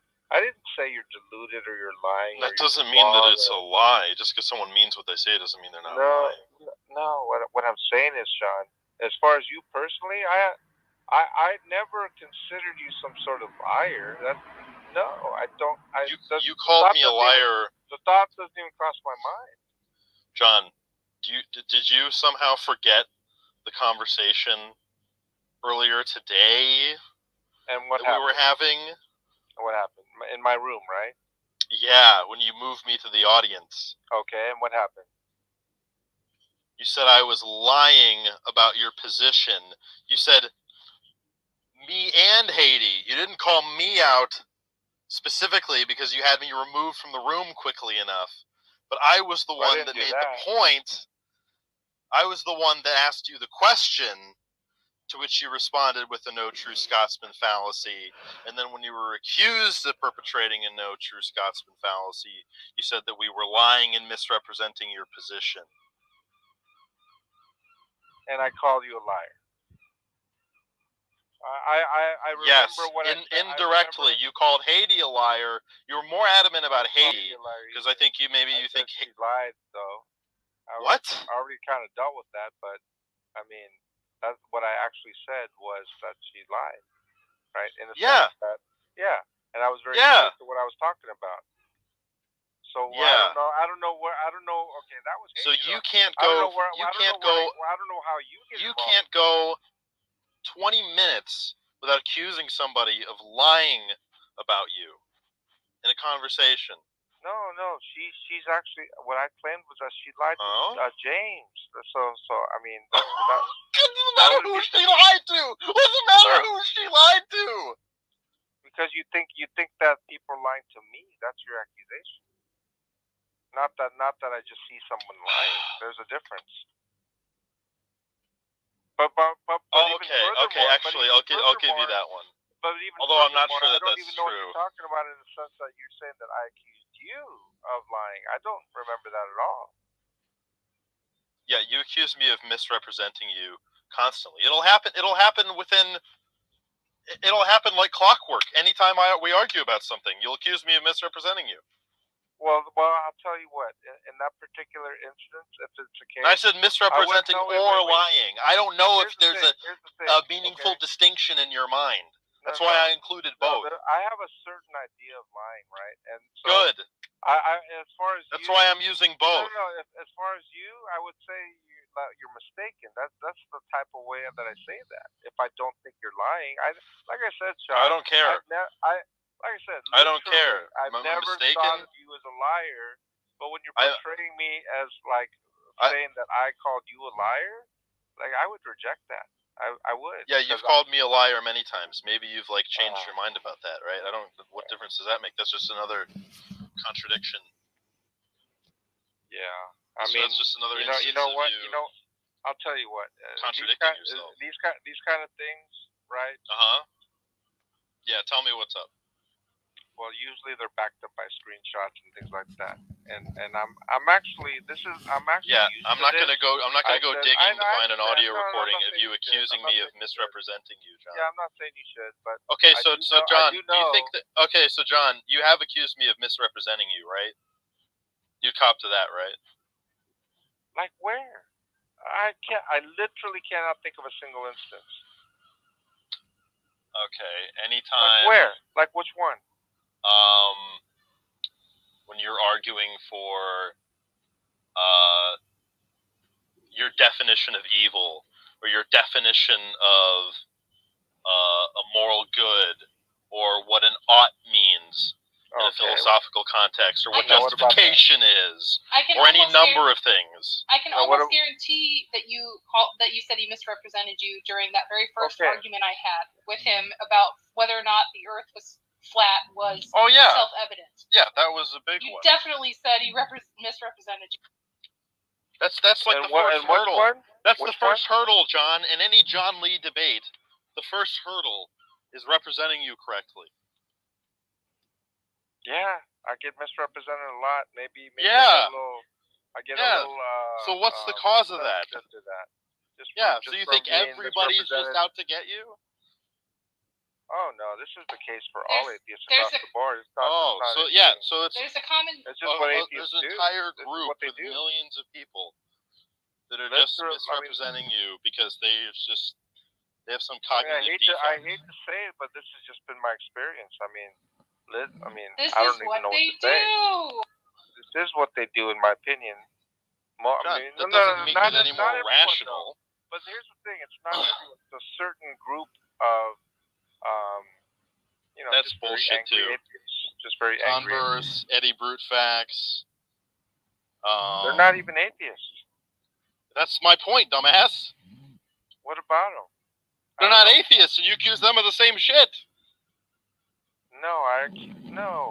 Listen. I don't. Of being annoying. Converse doesn't misrepresent you. Eddie Brutefax doesn't misrepresent you. No, neither Converse nor Eddie Brutefax misrepresent me. The thing I'm irritated about Converse, which he used to do a lot, was to kind of like slip into the conversation. We just want to know, hey, you know what? My mind's willing to be changed. Let's discuss the Bible here. This is what I was. Not that he lied or anything. But he was mad that he was acting like a real Christian. Okay. Now hey, when it comes to Eddie Brutefax, it was a whole different thing too. So yeah, I'm here. Like what you're trying to represent. Are there people who have their hands up?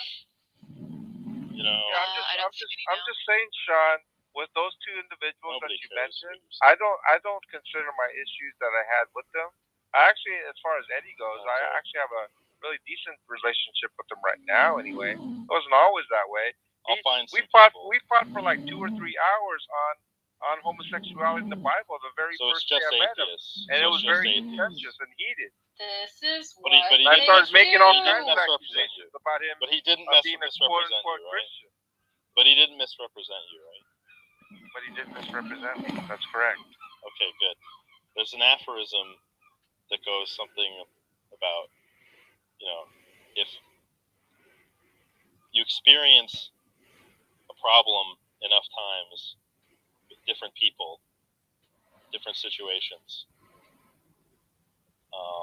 the problem is probably not with the other people.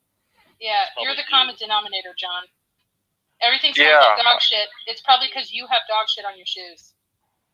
Yeah, I mean, like all of those particular things. Like, once again, I don't consider everyone like just lying. Like Jack. Well, actually, I take that back. Jack does misrepresent a little bit. But, Oh my God, you're a fucking animal. Okay, I was just thinking about animal. a couple instances, right? You can't go 2 minutes without tripping over yourself. No, I thought I was gonna be able to say that, but let me look at the room here. Yeah, imagine that. Wow. Okay, Snooks. I've never heard Snooks in a sense like just misrepresenting But me here, or other people. John, no. Did you hear the qualifier that Sean Amy's kind said? of accurate herself. No. Lately, she does a little bit like in a sarcastic way, kind of misrepresent, John? like straw man. No. She likes the straw man, which I don't Did you consider hear? very honest. Did you hear the qualifier? Did you hear the qualifier that Sean had when he asked the room? Which is what? He said, "Is anybody in the room said that had John not say that he misrepresents them during a combative interaction? Snooks has never argued with you." So I say that all the time. I'm definitely misunderstood or misrepresented. Sure. John, he was asking if anyone in the room has had a contentious interaction with you where you didn't say that they misrepresented you. Oh, that happens a lot. We've That never happens had a lot. that interaction. I guess I'm talking about something different. Yes, you are. No. You aren't When I'm tracking. talking, You never track. hang on. When I'm talking about a specific issue, and I'm saying this, and they either interpret it as something else, or they word it around as something else, and sometimes even dishonestly so, right? John, sometimes you're not tracking. not deliberate, sometimes not deliberate, but in either case, it's not the proper representation. That happens. That happens. And oh so my when goodness. Sean asked, numerous times. What a so Sean asked, "Is anyone But had a that's not contentious?" necessarily John, I calling swear to them a God. liar. No, John, he asked, "Has anyone in the room had a contentious interaction with you where you didn't call them dishonest or that they were misrepresenting you?" And you said, "Oh yeah, now shut up. Didn't I he swear say to God. liar? No. I swear to God, No. you didn't let me finish my fucking sentence. Jesus Christ. Then you Could said, you repeat what yeah. you said, John? Let her finish. So then you said, John, "Oh, Snooks, I've never called Snooks dishonest, but you've never had a contentious interaction with Snooks. So why would you call her dishonest?" I might have had a few contentious You haven't. situations. No, I think I have actually. Oh my God. Snooks, have you ever had a contentious interaction I with think John? Snooks No, we've booted never me had together. a one-on-one where it's led to some allegation. No, it's never Never had not a what they're debate, talking right? about, John. I may have piped in some other discussion and whatever, but we've never then exchanged anything directly after that. That's never happened with us. Well, we never debated, if that's what you mean. We've never had enough of an interaction to warrant you saying something like that. Is what And that was Sean's question. He said, "Has anyone who's had a contentious interaction with John not had him call them a liar or say that they're misrepresenting him?" That's what the qualifier was. A contentious discussion or a debate, however you want to call it. Well, I'll tell you what.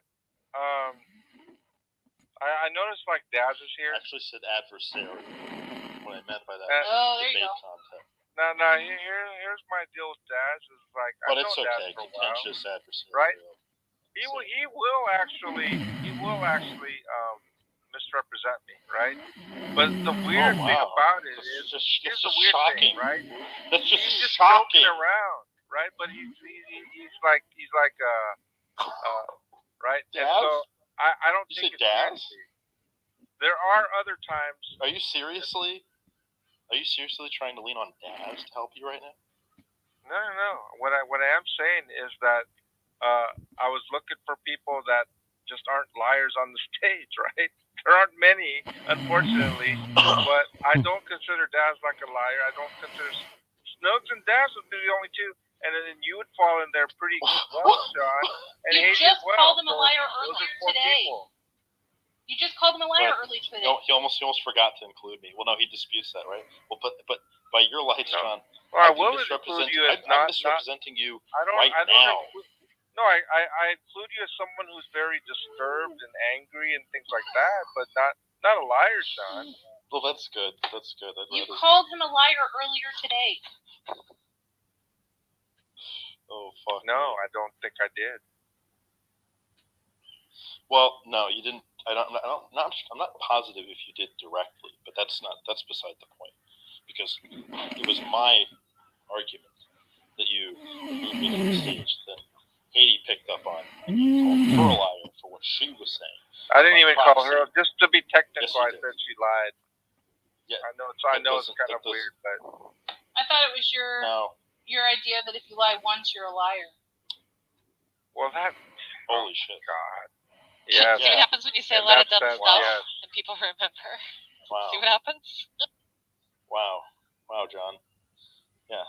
Go ahead. Say what you were going to say. There's always a context to everything. Oh, there's always a context. What was the context? How would the context fix that one? Every single human being on the earth is a liar. Isn't that a universal Then the statement? question is. Then the next question is, who am I calling a liar? Right? I don't use that word lightly. I really don't. But in the past, you have said, if you lie once, you are a liar. Correct? Correct.